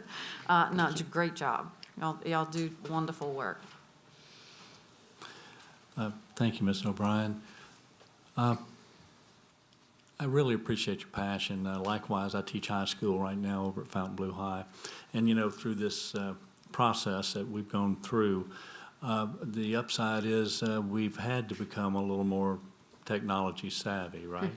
So I know that your patrons that have more or less refused to join the computer world, which all of us have shown hesitancy on that over at one time or another, as I'm sure that's very fulfilling to see them be able to, you know. It really is. And I do want to let you know, I know that some people are really concerned about doing a virtual program, that it's going to be a lot of people they don't recognize on the screen, but we've actually taken the very local programs like the Causeway Book Club or the Slidell Book Club, and those people are meeting on Zoom with the people that they're used to seeing. Like it's really an opportunity to still make that connection. Because libraries really are about connecting people to information and other people and communities, and we've found a way to do that. So if you haven't visited us recently or you haven't checked out what we have to offer, you're really missing out, and you should come check us out. Roughly how many total employees? So I have, I think it's 148 is what I was looking at. Yeah, 148. You know, I love the library, but I never really realized the scope of the operation. And it takes somebody with a lot of passion to make that work, and I see that in you. Nice job. Councilman Bender. Yes, sir. Thank you, Mr. Chairman. Ms. Kelly, it's great to see you. Good to see you. And I want to blow y'all's horn a little bit, okay? You're okay with that? I'm all right. So my first real involvement, my colleagues and the public with the library, after Katrina, we went about 8 years with the South Slidell Library completely shattered, okay? And back then, in 2005, it had, I think, 2 or 3 computers. And with Ms. Kelly's predecessor, Ms. Kelly was promoted from within. Donald Westmoreland, who was the director at the time, retired. And as I got to know Ms. Kelly and being involved in the South Slidell Library project, it was very clear that they had excellent potential director in-house. And so I'm really glad that that decision was made. But Mr. Chairman and all, one of the things, you know, we've heard about efficiencies from the coroner, from the sheriff, and now from the library. And I'll tell you, one of the things that most impressed me when I got involved with it was they were having the opening of this new library and with 20 computers for a lot of kids and adults.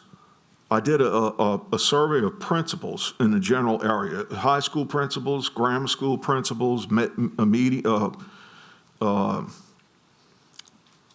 what do you call it, David, the 6th, 7th, and 8th graders? Middle school. Middle school, okay. Yeah, I'm getting old, Miss Kelly.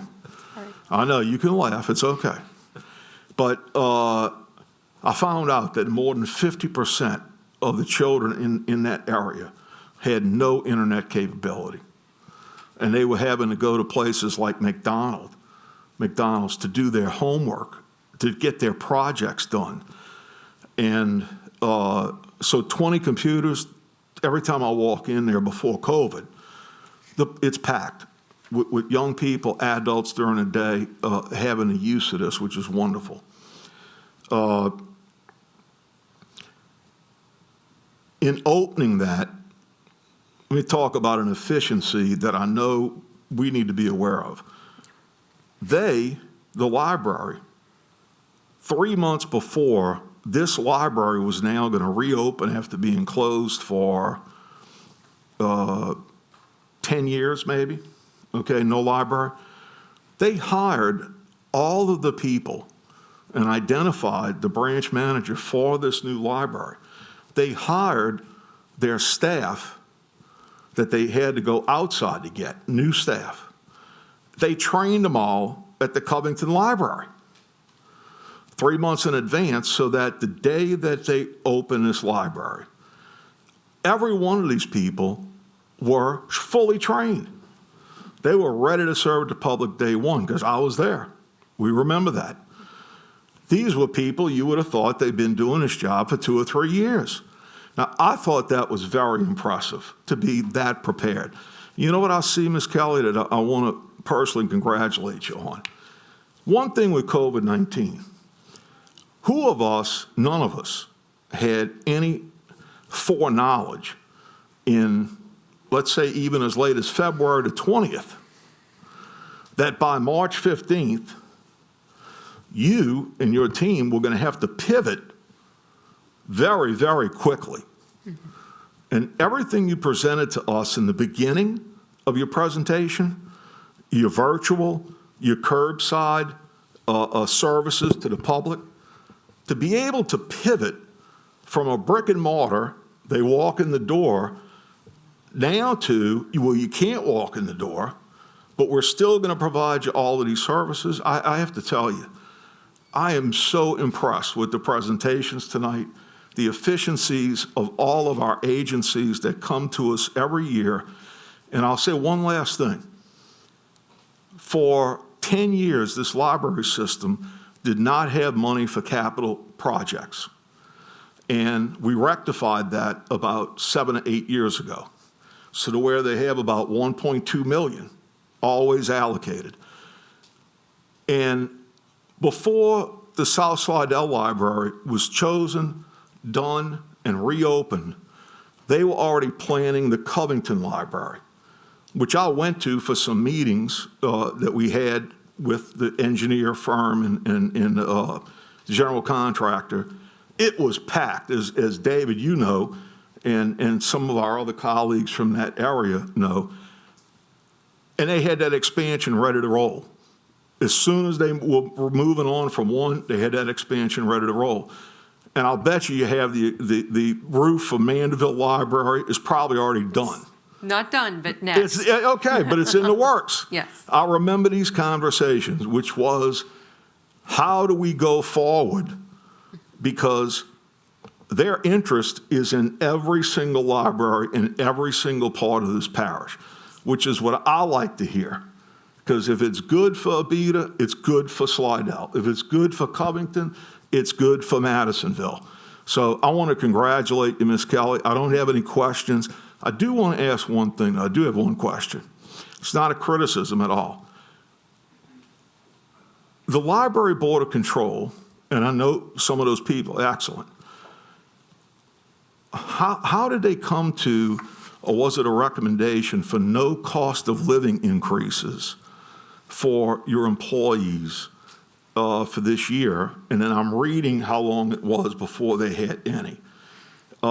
With as good an operation as you have, I just have to ask, how did y'all come to the decision of no cost of living increases? Well, so what we do is we try to schedule regularly for merit increases. Okay. Right? Our employees start at $10.97 an hour, and most of those people have college degrees. I mean, we really don't actually employ very many people who are just have high school degrees. Right. And because they make, starting out, just $10.97 an hour, we do schedule those merit raises to be pretty regular. So to get a cost of living raise, to add that cost of living raise is a little bit more of a bump. It should have probably been done before that 10-year stretch. But last year was my first real crack at the budget as director, and I knew that needed to be done. Now, that doesn't mean that we don't have a little more work to do on salaries. I know starting salaries for librarians in parishes around us, like Livingston, St. John, other like places all around New Orleans are higher. And even in Tangipahoa, it's about the same, but they work several hours less a week. Like we have a 40-hour work week, and I think that they have a couple hours less than that. So what we are going to be doing, if this year slows us down too much, it'd be sometime next year or at the end of next year, we're going to really sit down and look at our salaries and compare us to all of the other parishes around us, because we're having a really hard time competing for those librarians for that reason. So that's where it is. One last follow-up, Mr. Chairman, please. Go ahead, Mr. Bender. So, Ms. Kelly, Yes. what I'm hearing is, and understand, I'm fine with what you're doing. I just realized it. So you're kind of the opposite of what we're used to in parish government on our end. which is we go cost of living and then determine if we have the funds available, who deserves a merit increase. What you're saying is your people have been getting increases, but you're doing merit, and then cost of living would be To considered. an extent. So the Okay. cost of living raise for us is only 1.5%. Like, it's really small. Okay. A merit raise can be about 3%. Okay. It can be 1.5% if you're not doing as well, or it could be the most I think we've ever given as a merit raise was 4.5%. That's really rare, really, really rare. We didn't have any of those this year at all. So, so yes, I mean, it is, but it's not as big of a percentage as you're probably maybe used to seeing, especially when you look at our cost of living. That's why we don't do it as often, because we have some regular merit raises if you are deserving of such. We don't do those cost of living raises as often. Well, and with the revenue shortfalls, as we all know, I mean, we've had to tighten up the belt with our team members as well. But you're doing merit. We And then are, cost of but living- it does not, like, for instance, like this last year, we had the merit raise and the cost of living. The year before, we had nothing, no merit or cost of living. And this year, you're So- going to have merit only? Merit only. Okay, I'm Yes. fine. So, I Good. mean, it does matter what's going on, what our situation is with the budget. Thank you, Mr. Chairman. Thank you, Councilman Bender. Councilman Davis. Yeah, Ms. Kelly, I'm very impressed. I'm impressed with the fact, oh boy, Oh, I was like, wait. sorry. I'm You're impressed down with, here. in the fact, because, everything people have been reading about libraries and stuff like that, how they're, are they going to go away? They're never going to go away. That's just but the way you're changing, even looking at your capital outlay, some of your costs, I see you have 170,000 for adult books, and then you have 105,000 for juvenile books. What is the one for young adult? Is that young adult books? Yes, let's see, are you looking under tab 3? Yes, Okay, under 855. 855. I hate to bring up money right now, but that's why we're No, here. that's But all right. I love answering money. So young adult, those are those teen books, those right. teenagers. And that makes so much sense, right? I mean, technology is just really starting to change the way a library has to do it. And I applaud you, because obviously you're doing that, Yes, we don't spend as much on the paper books for them because they really like the downloadable That's material. So we do shift in our budget based on usage. And you're going to find that in the future, you also have to do that, because unfortunately, some of the adults will pass away. I mean, right? Yeah. And those people coming up that used to be, young adults, right? They'll know how to use things. Well, Electronically. they do still check out materials. The things with the young adult books is there's really just a short period of time that those books get used. And it's funny, what was interesting to teenagers 10 years ago is not really interesting to teenagers right now. So we end up going through those books pretty quickly. Like, we get rid of those and we get some all new ones in. But interestingly enough, across the age groups in our parish, people really like physical books. I mean, based on our circulation statistics, it's not just the older people who want something in their hands. I mean, people like the smell, people like the feel. And so we make sure we have those. So, we have really increased our electronic offerings. But based on what we're seeing, the people in our parish really like things they can hold. Yeah, because on the internet, you can read anything, That's right. but that doesn't mean it's correct. That's right. But good job. Right. Thank you. Not many pop-ups in that handheld book. No, not many. Not many, Not just- many, although if you're really interested in figuring out good information from bad information, we've got classes to teach you how to do that. I got a tutorial for that one, too. I love it. Thank you for your presentation. Thank There's no you. further Thank you for questions. allowing me to come and present before you all today. Next in line, representative from Coast.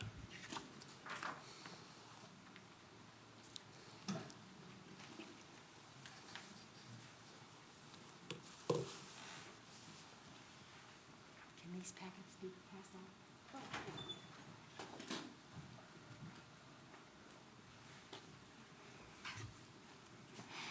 Good evening, everyone, and thank you so much for allowing us to be here today. My name is Julie Agan, and I am the Executive Director for the Council on Aging here in St. Tammany Parish.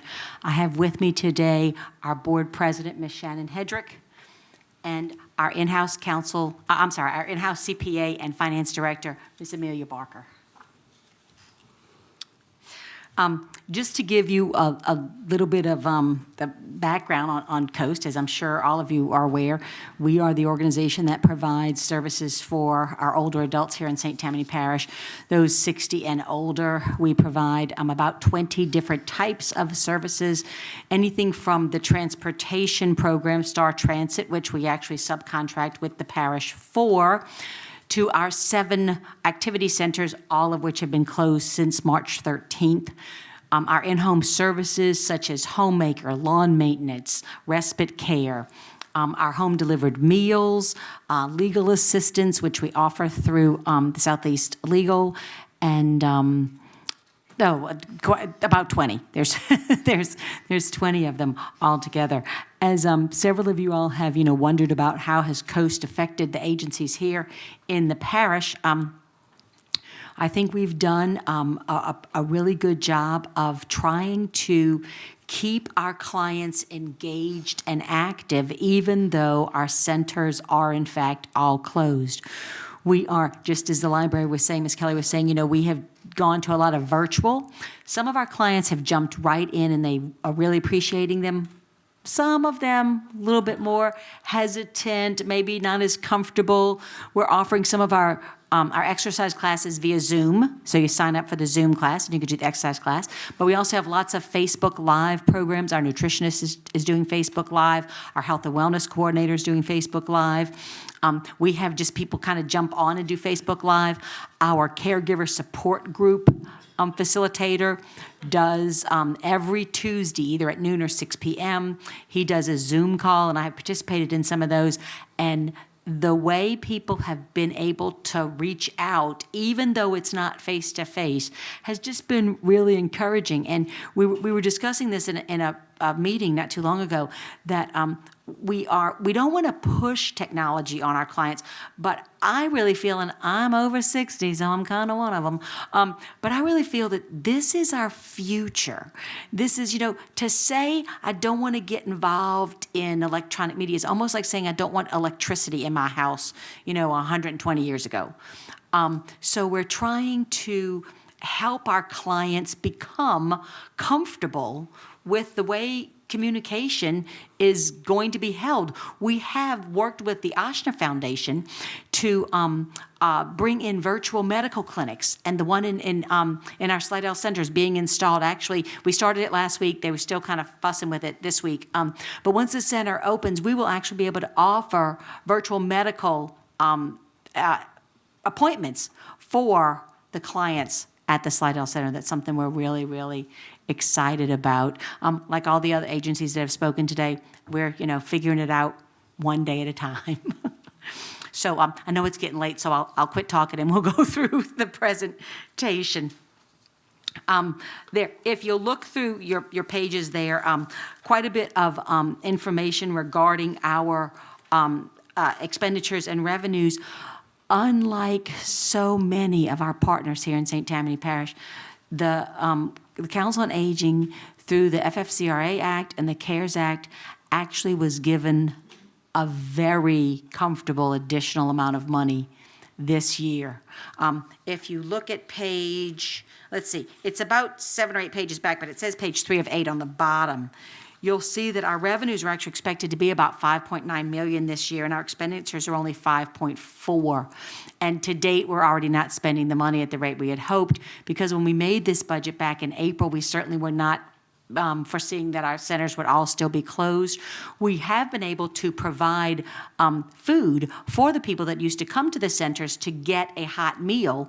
We are now delivering frozen meals, 5 at a time, to their homes, and we're doing that for just about 300 additional people than what we had been doing prior to COVID. So we are now distributing about 725 individuals are getting 5 meals a week from COAST delivered to their homes.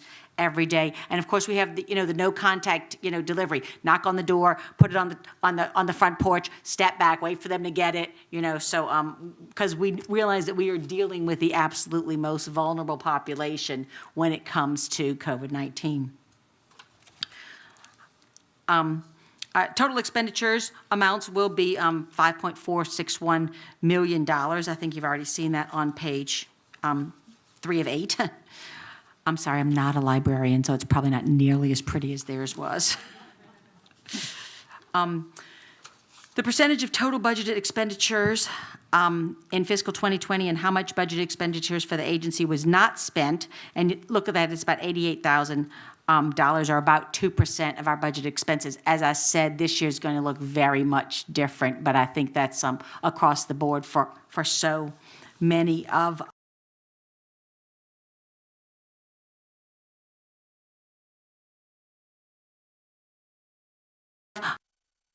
a outdoor event in October for the clients, one on the east side, one on the west. It was Senior Center Month, National Senior Center Month in October. We couldn't have the centers open, so we had a I keep calling it a drive-by. It was a drive-through event, and they came in, they got prizes, they got to see everybody. We had people in costumes, there was music playing loud, but all the clients had to stay in their car as they kind of drove through, the little promenade that we had set up for them to come in and see all the people that work with them on a regular basis. Now, I do have a question regarding your budget. I Yes. see on page 25, it says employees will be paid for any unused accrued annual leave time upon separation from Coast. Mm-hmm. So is there a maximum amount of time? And Oh, good, thank you, good question, yeah. They're allowed to roll over 40 hours of annual leave on their anniversary date each year. And then whatever else, 40 hours or a yearly 40 hours or a weekly equivalent. It's like I said before. It's their weekly equivalent. They can roll that forward, and then anything else that they had accrued during their final year of work, they'd also be paid for that. okay. Thank you. Glad to hear about the bicycling thing. That's good. Well, you should join us. I know, you keep on telling me that. I have a bike I'd let you use. Okay, we'll talk. Thank you, Ms. O'Brien. Councilwoman Tanner. Yes, ma'am. I have a couple of questions, and it really doesn't relate to the budget, but in a way it does. You said that your centers right now are closed. Yes. Okay, well, what do you foresee in the future, or you're just waiting on the governor to tell you when you can open them, or are you going to do social distancing? And I guess my concern goes to, what is the mental state of these people? Because, I've seen it in the nursing homes and so forth. Are you trying to rectify this problem? Is there something in the future you can do to help the situation? Thank you so much for bringing that up. One of the things that we are doing each week is we are making personal phone calls. In other words, if you were, say, a member of our Covington Center, the staff from the Covington Center is calling you at least once a week, and sometimes every day if that's what the client has requested, that they'd like somebody to check on them every day. So we're doing that. Sometimes those conversations are 30 seconds long. Sometimes they're 20 minutes long, kind of just depending on, what they want to talk about. So we're trying to reach out to them in that regard. But interestingly, it was last week or week before, we had a meeting with our upper management team talking about some training days for our center staff so that when we do come back into action, they will be a little better prepared to deal with what could be more mental and emotional issues that could pop up. I think a lot of us have noticed folks have just a little bit more aggressive than maybe they've been before, And I think it's just, this is all wearing on us. Didn't we all think it was going to be over in like 90 days? And look, I think it's month 8. We're looking at providing some additional training for staff so that when we do reopen, they will be better equipped to provide for their clients. in regards to reopening, we know that we're closed through at least December 4th, but because we are administered through the governor's office of elderly affairs, it will literally be when the governor says you can reopen. It won't have anything to do with what's happening here in St. Tammany Parish, or it's just going to be his call, and I'm actually somewhat thankful for that because there've been so many difficult decisions we've had to make all year long with staff and with the clients, and so I'm glad he's going to be the one that will tell us when we can open the centers. Okay, one last question. You said you were getting a new accounting system? Yes. What, is it governmental accounting? It's called MIP, and it's going to be able for us to do fund accounting. And I'm not smart enough to really talk about it. If you want to have some more questions, Miss Amelia, I know could answer it. She spent oodles of hours researching and looking to see what's going to be the best thing for us. I'd like to say very proudly that we were going to purchase it from an out-of-state company, and then it was brought to our attention that we could buy it right here in Covington. So we're going to do business with some local folks to purchase this new program. You answered my question when you said it's fund accounting. Thank you so much. Good. Thank you, Councilwoman Tanner. Councilman Bender? Thank you, Mr. Chairman. Yes, ma'am. So thank you for your presentation. I appreciate the documentation you provided us on the audit results and their findings and recommendations. Good transparency, and I know we all appreciate that. In terms of, you mentioned that the auditor, and I don't want to get into names of the companies, okay, or the firms, but I think you said that the previous year you had an auditing firm, and am I correct that once this latest list of findings showed some deficiencies that need to be corrected, you went to a different auditing firm? Yes, that is correct. So the auditing firm that's on your letter back to the legislative auditor, I'll say the first name, Pinnell, is that your current auditing firm? No. Okay, so the director of finance, I don't think, is it Mr. Stovall still your director of finance? No, he left us in early September. So you have a new director of finance? Okay. So I just want to ask in general, so that person has the accounting background, financial background to be able to help with these findings in the next audit that you're going to have to go through? Yes, correct. Okay. The new auditing firm that you hired, I'm sure you probably showed them the findings from the previous year. Of course, yeah. And I'm assuming that they've been making recommendations to you on at least a monthly basis as to, are you testing these findings to make sure that the things that were pointed out, as you test it, right, you find out before the legislative auditor does how well you're doing in correcting what they found the previous year. Do you find that you all are doing your own internal testing to do a report card of yourselves before you receive the one from the legislative auditor? Councilman Bender, I'm embarrassed to say that we have not been doing our own internal testing. Okay, well, I'm not an accountant, but I'm a businessman, retired, but let me just say, it probably would be helpful, I think, Mr. Chairman, for you all to do some, and Ms. Leslie probably can add to this as well. Ms. Leslie, would you agree that, I mean, we want you to get good findings, yes, okay? And it seems to me that you want good findings.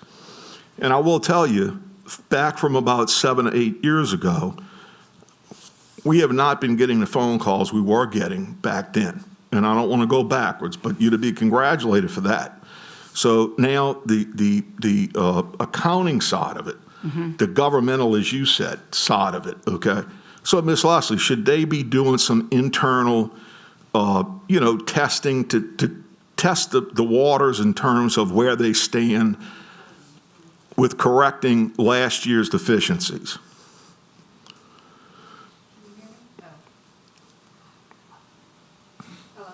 I was just gonna say, I mean, we looked at it's on now? Okay, well, Annie and I were just looking over the findings, and most of the findings have to do with their, like you said, financial reporting and Yeah. specifically with their software. So like Councilman Tanner said, you know, since they are going to implement a software that does fund accounting, and they were using it, looked like QuickBooks or something like that instead before, that that should address their issues, but they can certainly call, you know, our office. And sometimes, I think we've spoken with Julie before on a few different issues, purchasing, things like that. So I'm not familiar with MIP, but just because it might be a smaller system than what we're using Munis. But she can certainly call us, but yeah, sure, they should be, but if they're using a fund accounting software, then it should produce the financial statements, you know, in a manner Okay. that will. And I readily state, Councilwoman Tanner is much more experienced and talented in this particular area of expertise than I am. So I apologize for not picking up on the entire content, Cheryl, of your suggestions and questions. So, good. It sounds like between Ms. Tanner and Ms. Long, am I correct? It seems like y'all are headed on the right path. Good, thank you, Councilman Bender. Councilwoman Tanner. Okay, one thing that I will add to it, you have a new auditing. Yes. Okay, those people should help them with taking these findings and make sure that they know how to proceed. Usually an accounting firm, when they come in, they will look at the findings and they will work with, they're not there just to criticize, they are there to help them resolve the findings. Yeah, like I said, we have had a couple of meetings with them where we have expressed that, you know, we want it to be fixed. We don't want to revisit this again. They will help your staff and go through the findings and make sure that you've addressed everything. So it shouldn't be a problem, Jerry. Thank you, Councilwoman Tanner. I see no one else in the queue. Thank you, Ms. Julie, for being here. Thank you for what you do. Thank you, Councilman Fitzgerald. Thank you so much.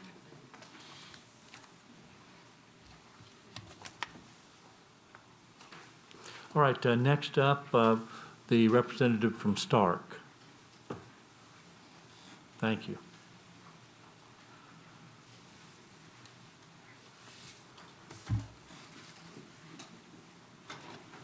Leslie.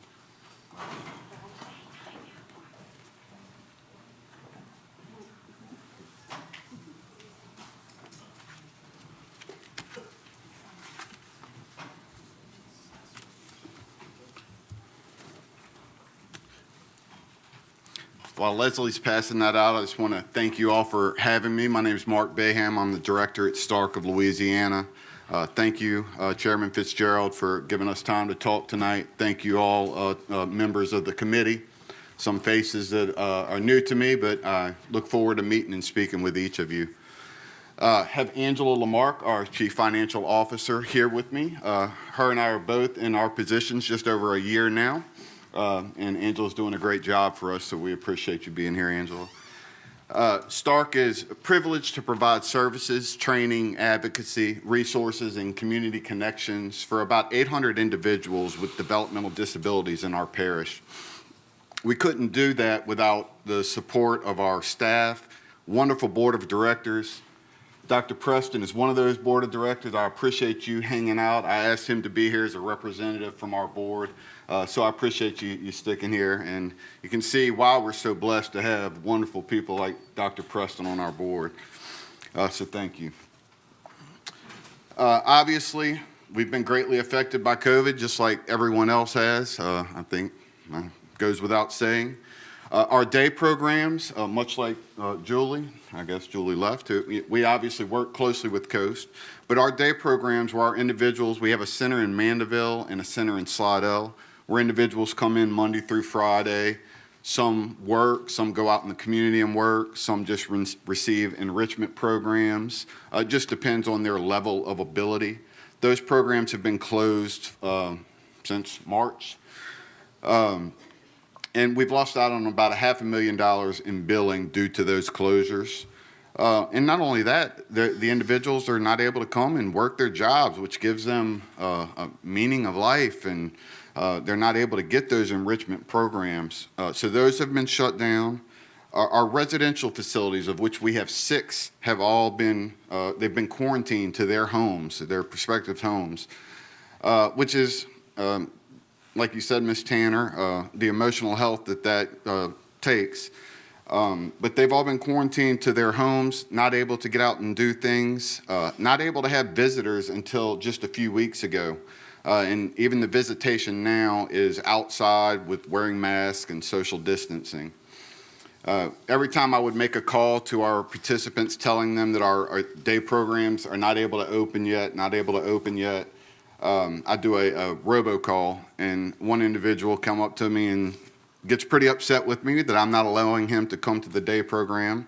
And I explained to him that that's brought down by the governor and the Department of Health and Hospitals. And he told me he didn't vote for him, so he doesn't have to follow his rules. So, our 2 largest fundraisers had to be canceled, which was a big burden. So thank God for the money we received through the millage, because we wouldn't be able to do what we do without these funds. We wouldn't be able to grow. We wouldn't be able to grow important programs like our residential program. You know, parents, because of the enrichment programs that we provide, unfunded programs that we're able to do, folks are living longer. We're now serving individuals into their 70s that used to only live into their 30s. So parents become frantic, wondering what's going to happen to their loved one once they're gone. So we're able to do that through residential. But the state has had a moratorium on beds for years, so I can't just go and build a residential home and open it up. If we want to open a residential home, we have to find another provider throughout the state that cannot make their residential home work, because they really don't work financially. Luckily, we receive the millage. We're able to do some things that other providers are not. But we have to buy beds from them. So that's how we've been able to expand, is we've been able to buy those beds from other providers. We have wonderful staff. Our hourly staff have worked very hard. I was so proud to say for many, many months that we haven't had one case in any of our residential settings. That changed about a month ago. We got our first one. But the job our staff have done and the measures they've taken to make sure our folks stay healthy have just really, I'm really proud of them for that. I'm going to try to go quick. I know there's some people behind me.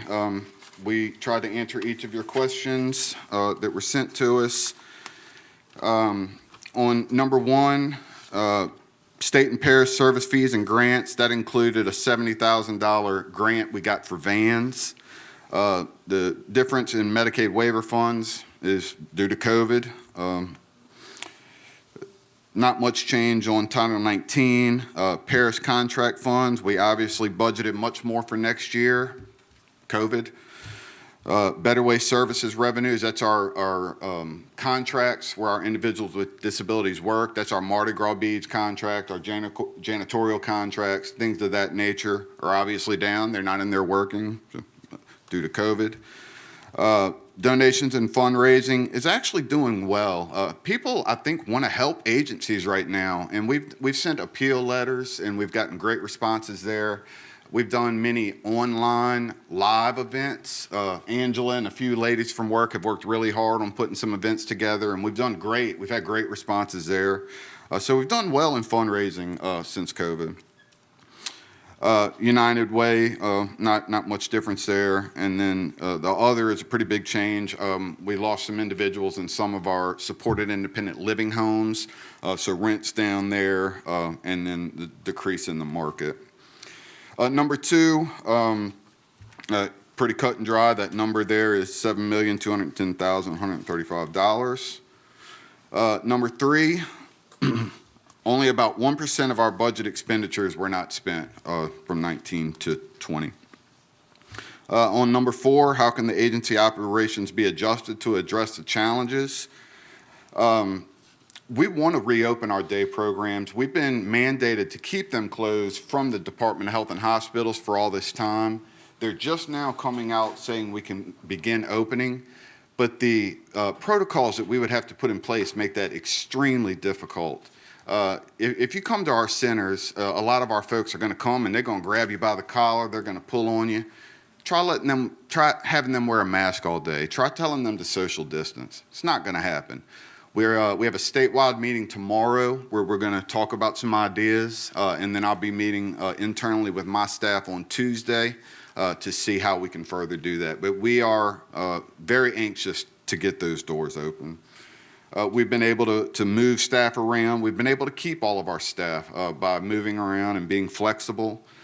We have had some administrative overhead positions that people have stepped down from, and we've actually spread out duties instead of replacing those positions. If the millage was a revenue stream we lost, it would be devastating to our organization, obviously, and not only to our organization, to the many wonderful individuals with developmental disabilities that we serve and the services that they would lose out on. Number 5, what is the dollar and percentage amount of the cost of living and merit raises? Like many others tonight, we do not do cost of living. We, right before COVID, we were doing a rate study with many board members looking at doing merit increases. So it's something we're looking at. COVID hit us hard and that kind of is at a standstill. But we do review our salary grid every 3 years and make adjustments based off of years of service or performance. And market. And the market, correct. Yes, and through our rate study, we are either at or above industry standard in across Louisiana. And we did just increase before COVID our hourly rates $1 an hour, our starting rates in our residential and adult day programs. We have only two employees that are funded through millage, and those are individuals with physical disabilities who serve as clerks, one on each end of the parish, and there's the information about those positions listed there. We do have leave. We do not have comp time, but we do have annual leave. We have a policy here. I didn't bring copies of the policies for everyone. I'm happy to send it to you if you would like it. We can email that out. And then the numbers from the last 2 years are shown there as well. No findings in our last audit, which I want to give big kudos to Ms. Angela, being new to not only her position, but to our agency that has a very complex budget for us to have another audit with no findings. Good job, Ms. Angela. And so 9 is answered for you by number 8. And then number 10, I'll just read you my response here. The board's finance committee meets monthly to review and analyze Stark's current financial results and cash reserves to ensure prompt and effective management action is authorized to address any financial issues or concerns. In addition to our monthly finance committee meetings, we also have a long-range planning committee that meets quarterly where we discuss a 1, 3, 5, and 10-year plan of projects and assesses immediate needs of the organization for any projects estimated to cost over $5,000. As of September 30th, 2020, Stark had unrestricted cash reserves of $2.1 million, plus $1.3 million in parish contract funds not yet expended for program needs, for a total of readily available cash reserves of $3.4 million. Stark's average monthly cash expenses are currently about $500,000, so the current cash reserves represent slightly over 6 months of funding. The nonprofit industry and related technical experts recommend nonprofit cash reserves to be maintained at a minimum of 3 to 6 months operating expenses, so we fall within that range. As per our administration agreement with the parish, we also provide quarterly reports to the parish to provide details on how the millage funding provided to Stark is being utilized and includes the total contract funds unexpended at the end of the period. Stark utilizes the parish contract funds provided by the millage for acquiring, constructing, improving, maintaining, and operating authorized activities, services, programs, and/or facilities for individuals with developmental and/or intellectual disabilities in the parish, as stated in our approved tax renewal proposition amendment signed March 8th, 2017. And we are also subject to an annual external audit, which includes the review and testing of net assets without donor restrictions as an operating reserve. That's all I have, so welcome any questions you may have. Thank you very much for your presentations. Do we have anyone in the queue? Councilman. Thank you. So, Mark, thank you for, as the chairman said, an excellent presentation. I have one question in your clients. Do you have many clients with that have autism? Very many. Okay. And I have a grandson okay.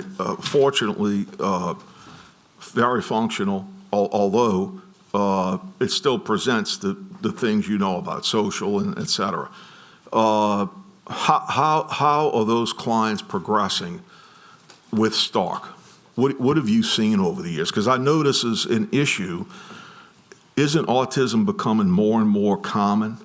Yeah, are you talking about during COVID or just in general? No, I'm talking about your clients that in general. I think the independence that they gain through programs like our supported employment program, where we find them jobs in the community and we provide job coaching. So we go to a Rouse's, a Walmart, and we find them a job.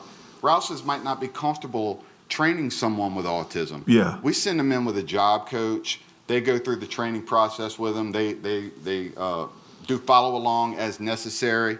And it gives them independence that they're unable to get in other areas. And I've seen them come a long way. I've been at Stark this December will be 20 years, and I've definitely seen a big improvement. Yes, sir. And one last thing, Mr. Chairman, on that, do you find that these clients that you're referring to, okay, that you've been working with, do you see a tremendous reward for them as they are progressing and doing work that, you know, I'm assuming they feel a good reward factor? They want to be independent, just like you or I. Yeah. And they're tax-paying citizens. They earn a biweekly paycheck. Even if they don't work in the community and they work for Stark, they earn a biweekly paycheck. And just the independence and the confidence they gain from that, it goes a long way. Yes, That's sir. good, great. And one last thing, tell Miss Diane we said hi. I will. Thank you, Mr. Chairman. Good. Thank you, Councilman Bender.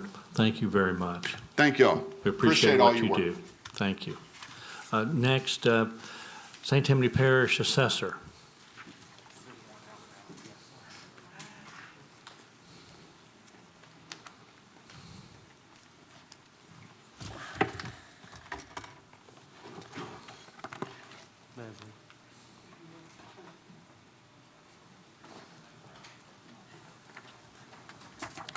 Mr. Chairman, first of all, I'd like to thank you for this opportunity.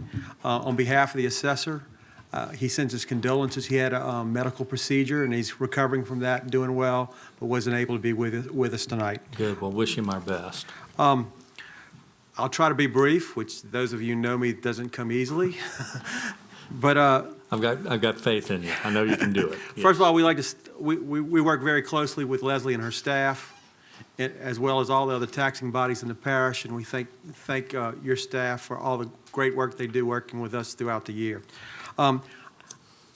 We did this, I think we last did this 4 or 5 years, and Chairman Stefanczyk excused us at one point. We are a little different setup than most taxing bodies, because the only funds that we really receive through the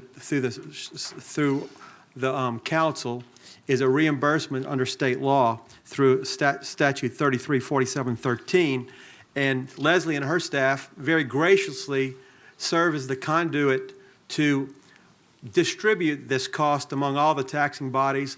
I think last year the total cost to the parish for your direct millages, not the ones that fall under your power like the coroner and everybody else, everybody besides the municipalities pays their proportionate share of these costs, including our office. Our cost last year was, I think, $7,500, something like that. But it's done according to the last year's tax assessment, tax roll, and everybody gets their proportionate share. If you, 1, 2, 3, 4, 5, 6 pages in, you'll see every year everybody gets an invoice, including our office. And this is the 19 invoice, and they basically do a calculation based upon the millages and everybody's proportionate share parish-wide, because some people aren't parish-wide, some are all the different fire districts, and those costs are shared accordingly among all the taxing bodies, and she attaches all the expenses that come under that. And I attached 19 to show you that that was all technology-based. If you saw the 20, and I think it might be in the other packet, the budget packet, there was only one cost in 20, because what we've done is, unlike previous administrations, we've tried to concentrate this cost on investments that benefit everybody, all the taxing bodies, because we've been investing in technology that makes us more efficient and more able to get a more complete and accurate tax roll. We've kind of shifted from hardware into software in 2019, and in 2020 going forward. There's all the monies we're asking for are going towards replacement of what is now a 50-year-old assessment system that was developed many administrations before and is greatly outdated. Actually, Debbie Findelson, who's been in office for 50 years, gave me the history of our system. It basically started in a local bank, because back in those days, banks were the leaders in technology using the old punch cards. And it was developed within a local bank, and ultimately that evolved into our system. We are now investing in a brand new system that is based upon GIS technology, and it's built on a different foundation. We looked near and far for nearly 6 years looking for it and almost giving up hope. We were going to try to rebuild what we had. And we found a system that's used all through the state of North Carolina that's incredible. And it's driven off of GIS for the last 6 or 7 years. Some of these expenses that we've asked for reimbursement have been for the development of our GIS system. When we took office 8 years ago, Lewis made that a priority. He wants to be the most technologically advanced assessor's office in the state, and we are well on our way. When we took over, we basically had no GIS data available. Today, we have 110,000 parcels. We are moving along very rapidly, and now we're shifting to a program that's built around the use of GIS. In the old days, everything was binary lists. Now everything runs off the technology and the GIS and 3D. So we're moving ahead. This has been a technology investment on behalf of everybody, and everybody has shared the benefits and the dividends thereof. It's amazing the things that we found that were wrong. We'll leave it at that. The role is getting more complete, more accurate, more fair, more uniform, and everybody is paying their fair share. We'd like to thank the council and staff for your assistance going through this recent reassessment, which we do every 4 years, that reflects the value changes over the last 4 years. And generally, values were up 8 to 10%, which is 2 to 3% a year over that 4-year period. Some people, obviously, you've heard from some of your constituents. I know Chairman and I have had several conversations about his area kind of got hit a little harder.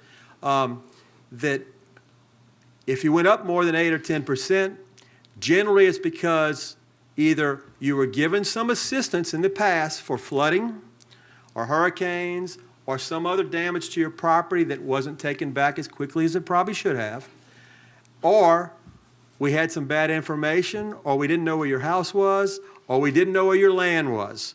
Because one of the things we've found is if it doesn't have an address, we didn't know where it was. So as we've developed the GIS system with the assistance of all the taxing bodies, we found a lot of things that were undervalued, and we've corrected that, and that's what we've gone through over the last 4 years. If you go through the things we've attached, it basically shows you what our 2021 budget looks like. The second page shows you the breakdown.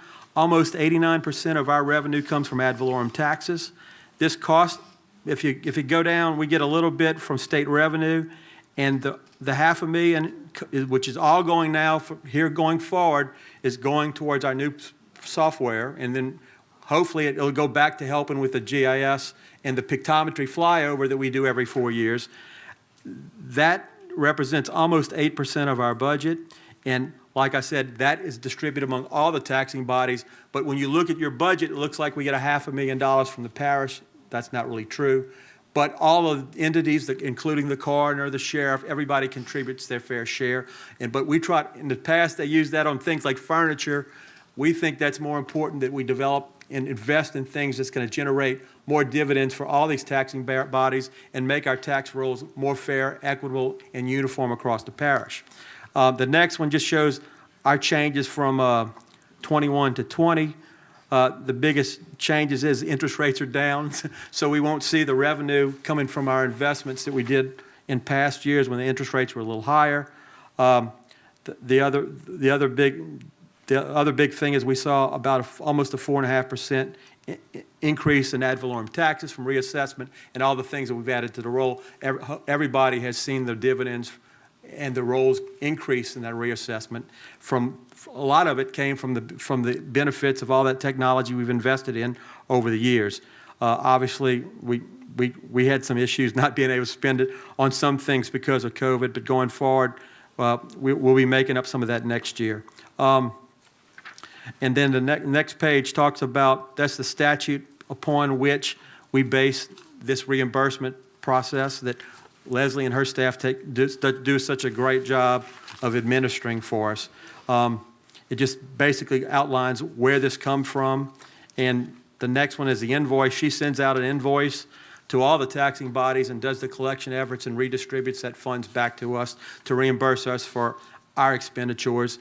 And like I said, it's always been under our administration.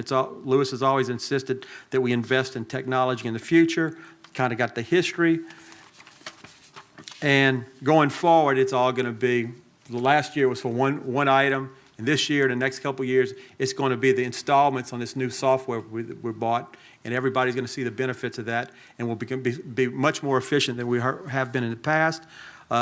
We too are kind of tightening our belts because we're going to be we're trying to finish up our GIS project and invest in this new technology. We're going to be seeing some retirements.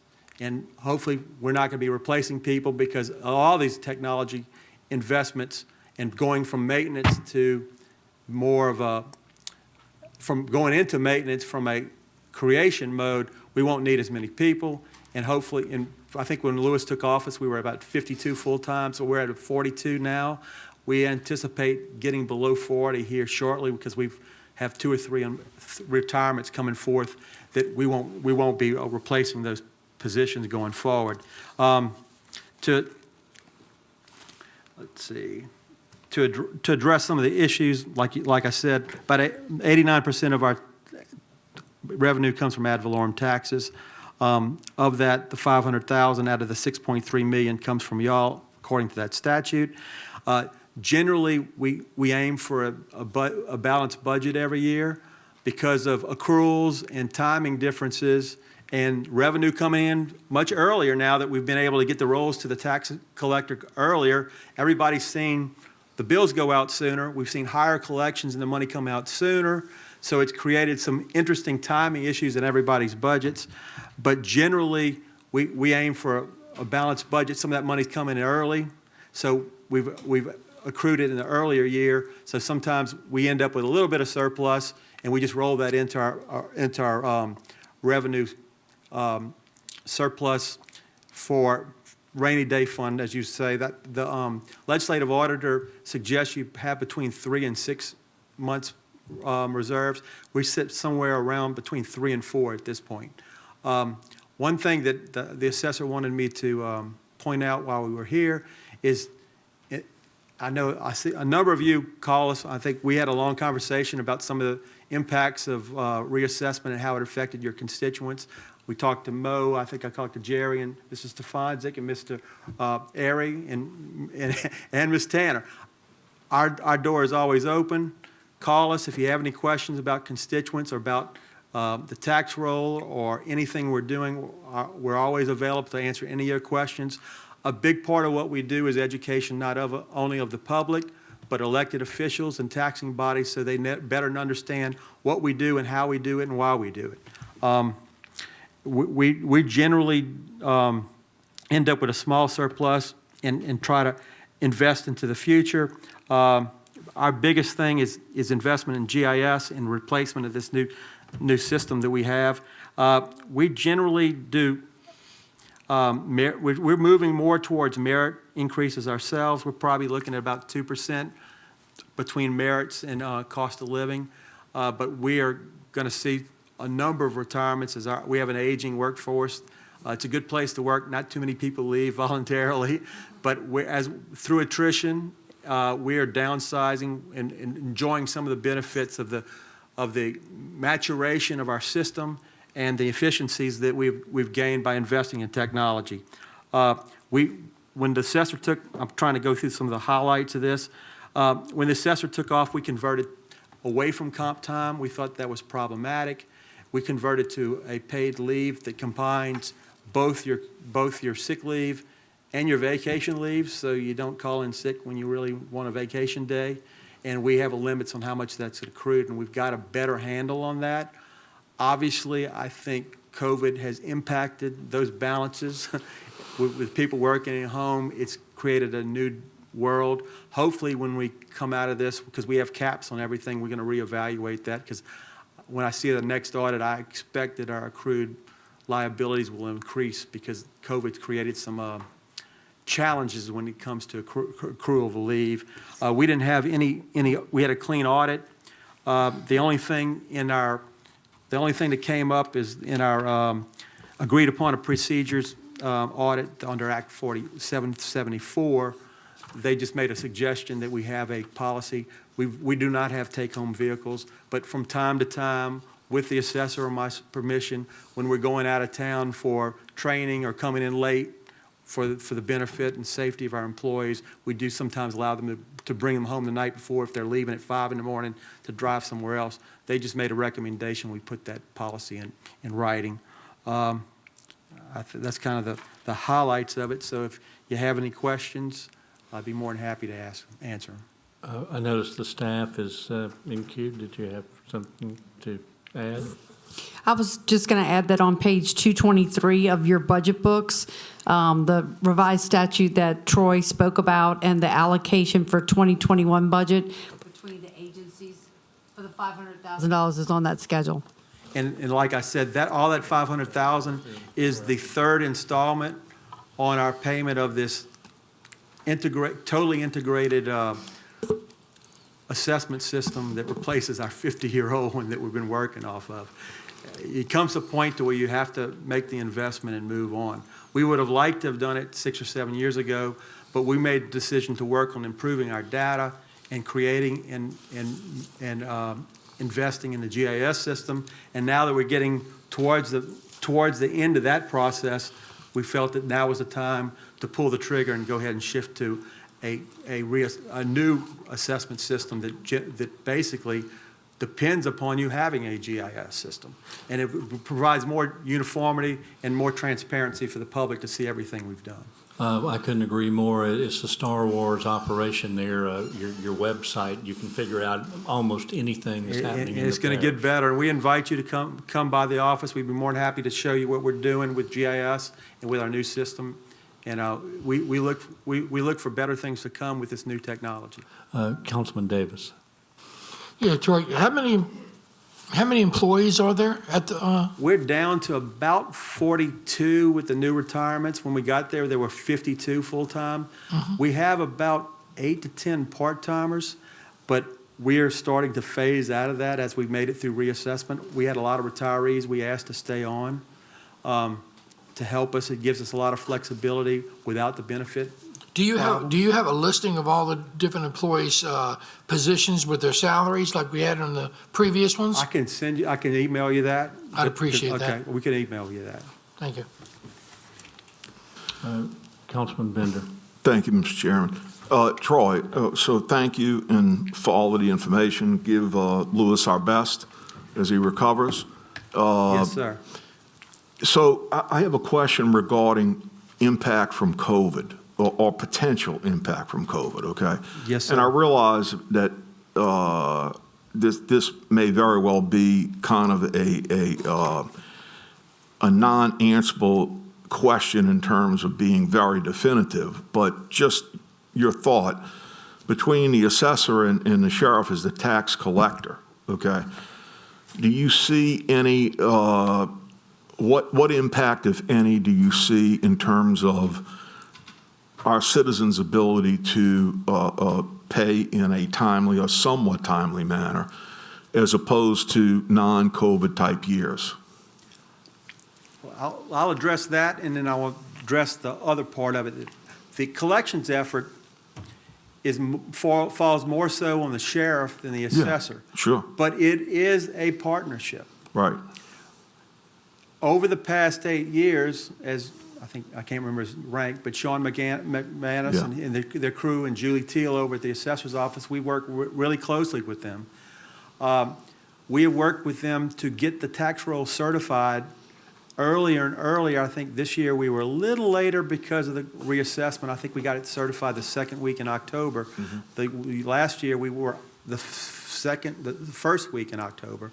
By us getting the roll certified much earlier than the past, I think in the past one year it might have been December, but we've been able to get the roll certified earlier every year and get that to Sean and his team and work with them to get the tax bills out earlier. Sean and the sheriff and Ms. Carrasco will tell you the impact of getting the bills out 20 to 30 days earlier has a tremendous effect on the collection efforts. It seems like it being due on the 31st and people getting their tax bills, and I think it's usually mid-November. We think it's probably going to be next week. It gives people an extra 2 to 3 weeks to pay their bills. And typically, they've seen every year record number of collections. Now, when it comes, that's from getting the bills out earlier. Now, what the sheriff has also done is, through time, has made other ways to pay.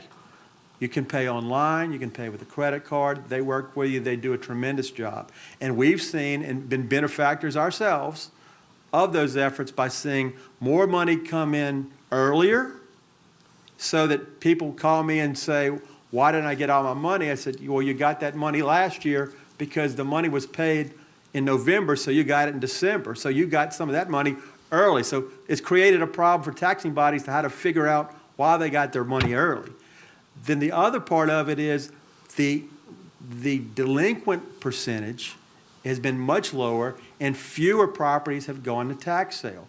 And then this year, and I'm singing their praises, this year they automated and went online with their tax sales, and they had a tremendous effect with that. So they've done a great job of collecting it.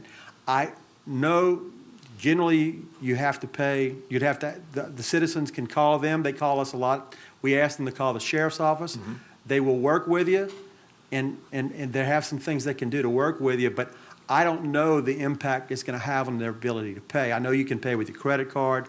I know there's some other ways to pay, and they do some installment things until the tax sale. But at all instances, you have to pay before it goes to tax sale. And our recommendation to the taxpayers, if they have difficulty paying, is to contact the sheriff's office, and they will be the better way. They will be the better answer to those questions because they are the tax collector. Although half the parish thinks we are the tax collector and we send a bill, that's a constant battle.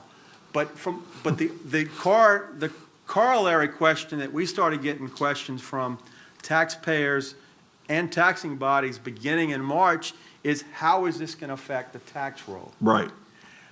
It's been minimal because the call we get is, and unfortunately the law says that this is a reassessment year. The Constitution says we shall reassess the property every 4 years, and 2020 just happens to be that year. By law, we have to value everything as of its value, not this year, but of January 1 of 2019, as you are aware. So in that regards, we were kind of handcuffed. We had to follow the law. But the next call I always get is, well, how can you raise values in COVID? Thank goodness we don't count 2020 because values are up 5 to 6% in residential property. It's amazing. Yeah. It's a supply and demand. And lower interest rates. Low interest rates. Yeah. But from that standpoint, COVID has an effect. We look at market values, not really the ability to pay. We don't tax people, we tax property. So, but that's, I mean, it's not like sales tax or income tax where it's volume. We're looking at the value of that property, which has actually increased. Now, you've seen a lot of stuff in Orleans because Orleans is in tax year 2021. The other 63 parishes are in tax year 2020. So we're looking, we pay in arrears. In Orleans, they pay in advance. So and they've had quite different dealings with COVID. They've basically shut down. So he got an economist to look at things, and he made some draconian cuts to real estate in the commercial segment. We did not do that. We've still continued to see sales and have not seen huge values. There are some, but from the commercial side, there are some segments that got hit. At Border Review, you saw them. Yeah. Big retail, hotels and motels, and offices that had vacancies or put out of business as a result of COVID. We did take that into effect. But that's usually you do that the next year. If this continues, there could be some decreases in the amount of total assessed value in those markets. Gotcha. And we already had concerns about too much supply in the hotel motel market and some aging stock and how that was going to impact our tax base. Mm-hmm. And we already had concerns about retail with the emergence of Amazon. And we're seeing, we see all the landlords, and you've seen them too at Border Review. So our concerns about COVID and its effect on the tax base is more geared towards what's going to happen next year if this continues. No, I appreciate that very much. Thank you. I knew that the part about collections was rather unfair, but I wanted to hear the second part that you gave us, which what's the views you're getting from people as they were calling, and you gave us that. So thanks for that good explanation. Residential market has maintained its strength. Yeah, I think so the low far. interest rates have been very helpful. Thank you. You're welcome. Thank you, Mr. Chairman. Thank you, Troy. I see no further questions in the queue. Next up, the District Attorney's Thank you. Office. Thank you, Troy. And I'll send you that. Thank you, Mr. Chairman.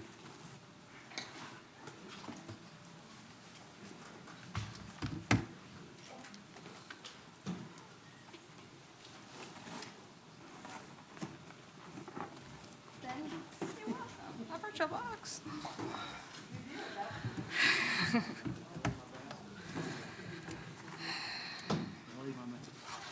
Good evening.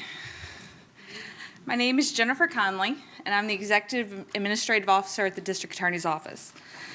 Warren and Tony couldn't be here tonight. They had planned to be here at the last, when it was scheduled. They both had out-of-town vacation scheduled for the week after election, so I'm sorry they couldn't be here, but I'm here, and I'm ready to answer your questions. Of course, as y'all know, Tony Sanders, I might be glad y'all have me because I am not as long-winded. So we'll make this short and sweet.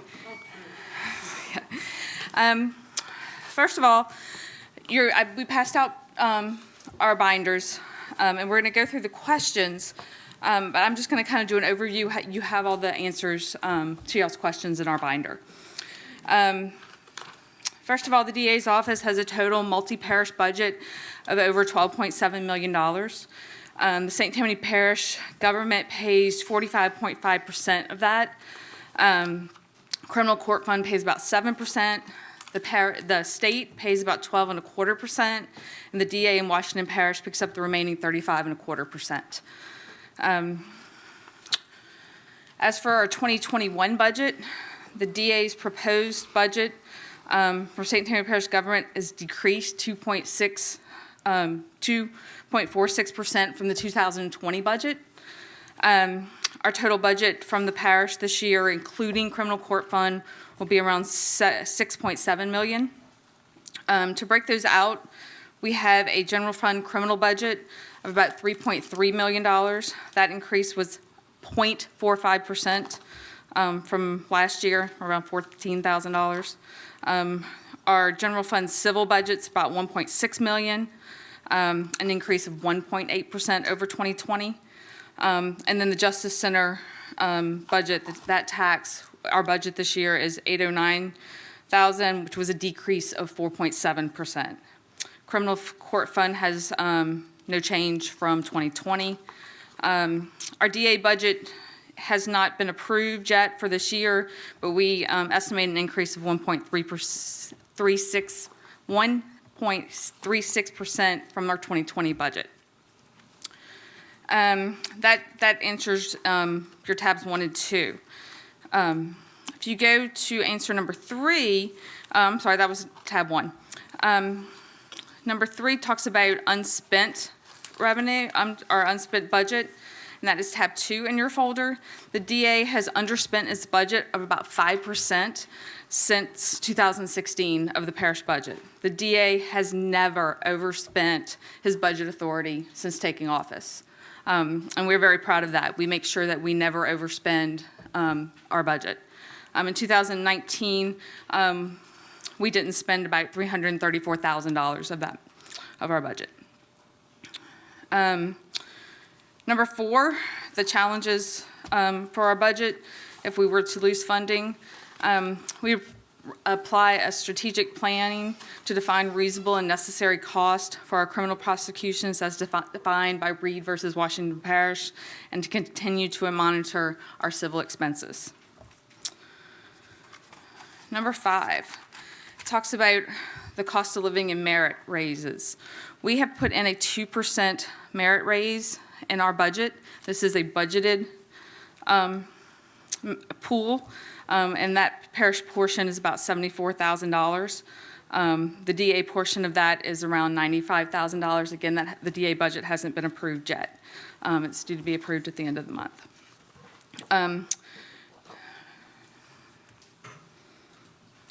Number 6, you will see tabs 3 and 4 in your binder are the salaries, the positions and salaries of our employees. If you note in tab 4, the gross salaries and the portions paid by the general fund and the criminal court fund. Please note that all of our St. Tammany investigators are paid out of the criminal court fund and not the general fund. This savings the general fund over about $600,000 that could be paid by the general fund as expenses. Number 7, our leave. We do have annual leave that is compensable upon when employees leave. However, the parish is only liable for the parish paid portion of their salary and only for the clerical staff. If any of our ADAs or investigators were to leave, the DA would pay the full portion of their vacation payout. And the leave policy for the clerical staff is the same as any parish clerical employee. We follow your policy on that. For number 8 and 9, we've had no findings in our audit. Our audit has been clean for several years. And we do have fund balance. We do use fund balances for any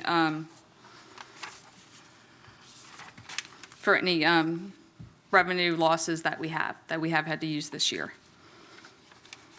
I would like to state that the DA's office is committed to working with the administration and the council, as we have been the whole time Warren has been in office. We will continue to work with the administration and the council with our budget. As you know, the loss of revenue has happened. We make it a priority to work with you. I can take any questions on the budget.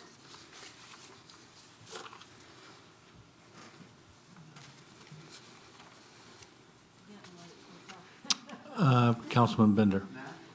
Mr. Bender, huh, Mr. Chairman? Yes, sir. Thank you. Jennifer, thank you for the presentation. I have a question, and I think in reading this, but I think that we got maybe a little bit different statement from you later on. But on page 1, under item 4, how can the agency operations be adjusted to address the challenges of a changing economy and budget reality? So the second question was, what's your plan if you lose at least one revenue stream? And I take it the answer is revenue streams are statutorily or jurisprudentally created, so not applicable, okay? Correct. Now, I do understand, and I'm not an accountant, okay? And I'm certainly not a governmental accountant, okay? But in a perfect world, I think that's true. Now, because we can't print money, I know we're smiling because in D.C. they can print money. Right. Yeah, at a mint, whatever. But what if we run out of money? We understand that. We will always look to find ways to cut costs. We will make sure we will look at what we're doing and make sure that anything that we put towards the council is reasonable cost, as by Reed versus Washington Parish. We have never, like I stated before, our budget's over $12 million and you pay 6 of it. So it's reasonable cost, and that we will stay within reasonable cost. Sure, and I understand your answer, and it's perfectly legitimate, okay? The fact is, Scott, I want to make it clear, just like we know we need the jail, and just like we know we need our judges, we also know we need our district attorney, the ADAs, all of the clerical staff, administration that come with it. It's an acknowledgement that we do need these entities, okay, to have the quality of life that we want in our total parish. Last year, and I don't know what the name of the person was, and I wouldn't say it if I could, but I was here for the budget meeting. We didn't get a really, really good feeling, okay? And I'm not saying this person was speaking for the district attorney, not at all. Didn't get a really good feeling about, so we asked, are you thinking outside the box? I think Councilman Stefanczyk, if I recall correctly, even then made a statement after we didn't get anywhere, okay? And I only say this because now a year's gone by. And I think it was Councilman Stefanczyk, correct me if I'm wrong, Steve, that indicated, look, 2021 and 2022 are coming up. This was November of 2019 that we were talking, okay? So we do need to understand that we got to work together. But one thing that please also pass on, and I'm sure it's known already, but as we approach our revenue needs, okay, because the reserves will get emptied. It's just a fact of life. 6 million, and we no longer have a revenue stream for that 6 million. We're taking it out of our reserves, okay? So we're going to need a joint attempt at, talking with the people, et cetera, et cetera, et cetera, and all of the agencies that are involved in this revenue need, because I think as a council, I'm speaking only for myself, Mr. Chairman, but I think it's fair to say that the word mandate, it's mandated. Well, what happens when the reserves become zero? That's reality. Well, sir, I can tell you that we have looked at other ways to cut costs, but when the DA tries to cut costs, it's not necessarily to his budget. So he's hired the economist, we've looked at our budget, and we've looked at the way the offices ran, and he has changed the way the offices ran so that there's less time between arrest and conviction. So they're staying in jail for a shorter amount of time, which reduces how much you have to pay for them to be in jail. So he's looked at it that way to be outside the box. And the economist that he did hire to look at this and look at the MCC data showed that we've saved the parish over $900,000 since he's implemented his new streamlined process with screening and everything. So that's our outside the box. It's not necessarily to our budget, but it's other ways that the DA can help to save the parish money. And You're talking about parish government? Correct. So would I be correct then in simplifying it to say, and by the way, I'm not trying to go back and forth with you. Remember I said we have to have a functioning DA, courthouse, and jail. It's only a question of we also need to work together to establish that revenue source. That's all I'm saying. It's not a criticism of the department, but based upon what you were just saying, Jennifer, is it too simple to say that it's $6 million from us this year, but last year it was $6.9 million, and this economist has saved the parish, as you were saying, $900,000? No, he didn't save it out of our budget. We saved it out of keeping criminals in jail for a lesser amount of time. So when someone is arrested, they go to jail, and they could sit in jail until conviction, okay? Gotcha. Right, and so you're paying that bill while they're in jail. On the jail end. Correct. Gotcha. We've lessened that time from arrest to conviction, saving it on that end. So that's one way that we can help save. I understand your point. You see what we're saying? I appreciate. So anyway, thank you very much. Obviously, I understand vacations are probably well-deserved, so to speak, and give everybody our best, but we want to work together with y'all. Of course, we do. To solve our revenue problem. Okay, thank you. You're welcome. Seeing nobody else in the queue, thank you, Jennifer. I don't envy your spot. You're there on behalf of your boss. Your boss ought to be here. But He deserves a vacation too. Yeah, he does. Thank you. Did you have something, Councilman Davis? Matter of fact, I was talking to your boss 2 days ago. He called me from his vacation. It's a working vacation. Yes, working vacation always. And he said, I'd better be nice to you. Or that he would sick your mother on me. Okay, so just want to let you know that. And I appreciate you coming up here and taking over from him, because that's a big task to do. And I understand that. I enjoy But you the did job. well. Thank you. Thank you. Good. Thank you again. Thank you. Yeah, Councilwoman Tanner, pardon me. I get a question. No, I don't have a question. I just want to say thank you. I think you represented the DA very well. Well, thank you. And not just because you're my daughter. Thank you for your time. Had nothing to do with it, yeah. No, nice job, Jennifer. Next, we have Registrar of Voters. Thank you. Thank you for your persistence and diligence and your patience. You're going first next year, right? Maybe.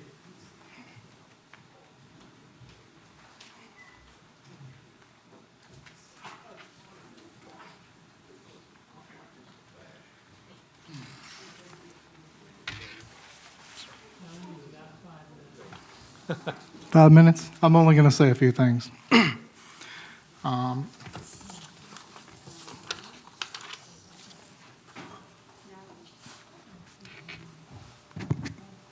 We have a small operation with the Registrar of Voters. First of all, I'm the Chief Deputy with the St. Tammany Registrar of Voters Office. My name's John Sansoni. Thank you, John. We got two offices, one in Slidell, one in Covington. We've got 3 early voting sites, this one being one of them, and the people of St. Tammany like to vote.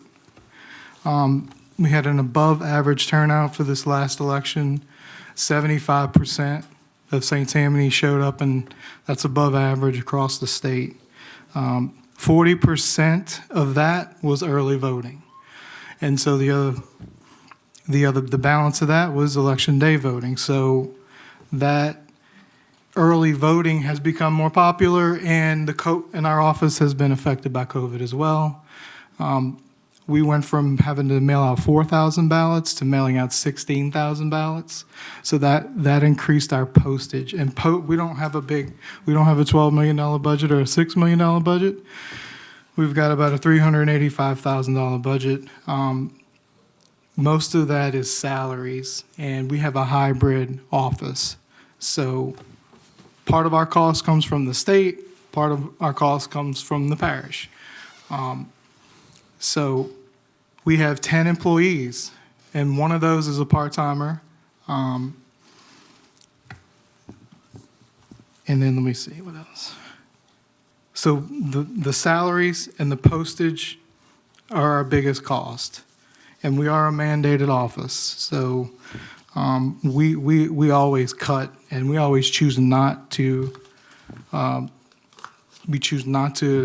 incur costs if we don't have to. We always look for another way to find a way to pay for things, even if we have to even if Dwayne, the registrar of voters, has to make certain things for our office.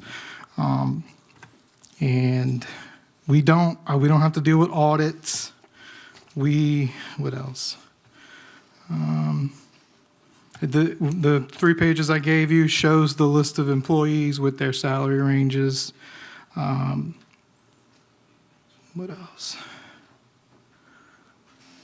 So the 2019 question about the total budgeted compared to actual, we only left 6% on the table, so that's how much was unused, 6%. If there's any questions, I've tried to hit on everything, but so going forward with our office, the biggest thing is balloting. Vote by mail is the increase is going to be with postage. So we went from about 25,000 to about, now we're at 50, 60,000 with the amount of people voting by mail. So that's one of the bigger line items. And then the salaries are, it's a hybrid with the way we get paid, parts with the parish, parts with the state. And that's about it. If there's any other questions that you think I need to answer, let me know. Thank you. I see a couple of people in the queue. Are you still taking ballots, or did you manage to get them counted? we counted every single legal ballot.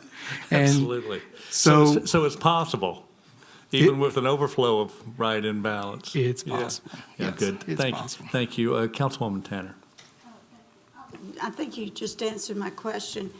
The state used to dictate, they paid a portion of the salaries, and then they said, you have to pay X amount each parish.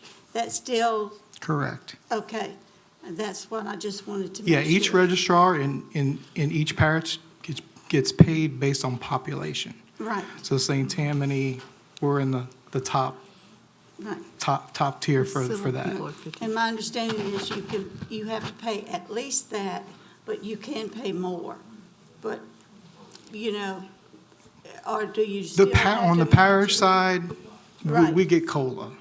Okay, Just the 3 unclassified employees. okay, The other civil service, their pay is mandated. So if the civil service can pay the state employees 2 to 4%, the state pays half of their salary, and the parish doesn't really have a say in that. So Okay. it's the state civil service for 6 of our employees. I'm not sure right. if I answered that, but Yes, you did. I didn't know whether that was still the case or it what. is still the Okay. case. Thank you. Ms. Long, you had a comment? I was just going to comment to make sure that you understood that the registrar, John, and Dwayne both help us recover costs, especially like he's talking about the additional postage costs that we had due to COVID. Right. That they help us with identifying costs. We invoice that to the state Office of Elections Right. and can get reimbursed. So that's what that $14,000 reimbursement in the budget represents, some of the costs that we're able to recover, and they help us with that, so. Correct. Thank you. That Thanks is very much. And thank you for what you do. And I know this year was very challenging in a lot of different ways. This was a record year. I mean, Instead of 7 days of early voting, it was 10 days of early voting. And just one thing about early voting, we were the top 3 in the state, behind Orleans and East Baton Rouge. Wow. We only had 3 early voting sites. Orleans and East Baton Rouge had 5. So if we had a Smoothie King, we were voting as many people as they were in the Smoothie King in Covington. Maybe they did a little more, but we had a really efficient operation as best we could. Yeah. But we feel like if we'd have had more machines, we only had 42 machines. Orleans probably had 100 and something machines. Right. So we feel like we want to compete with them. And we have about 188,000 voters in here. Wow. Orleans only has 290,000.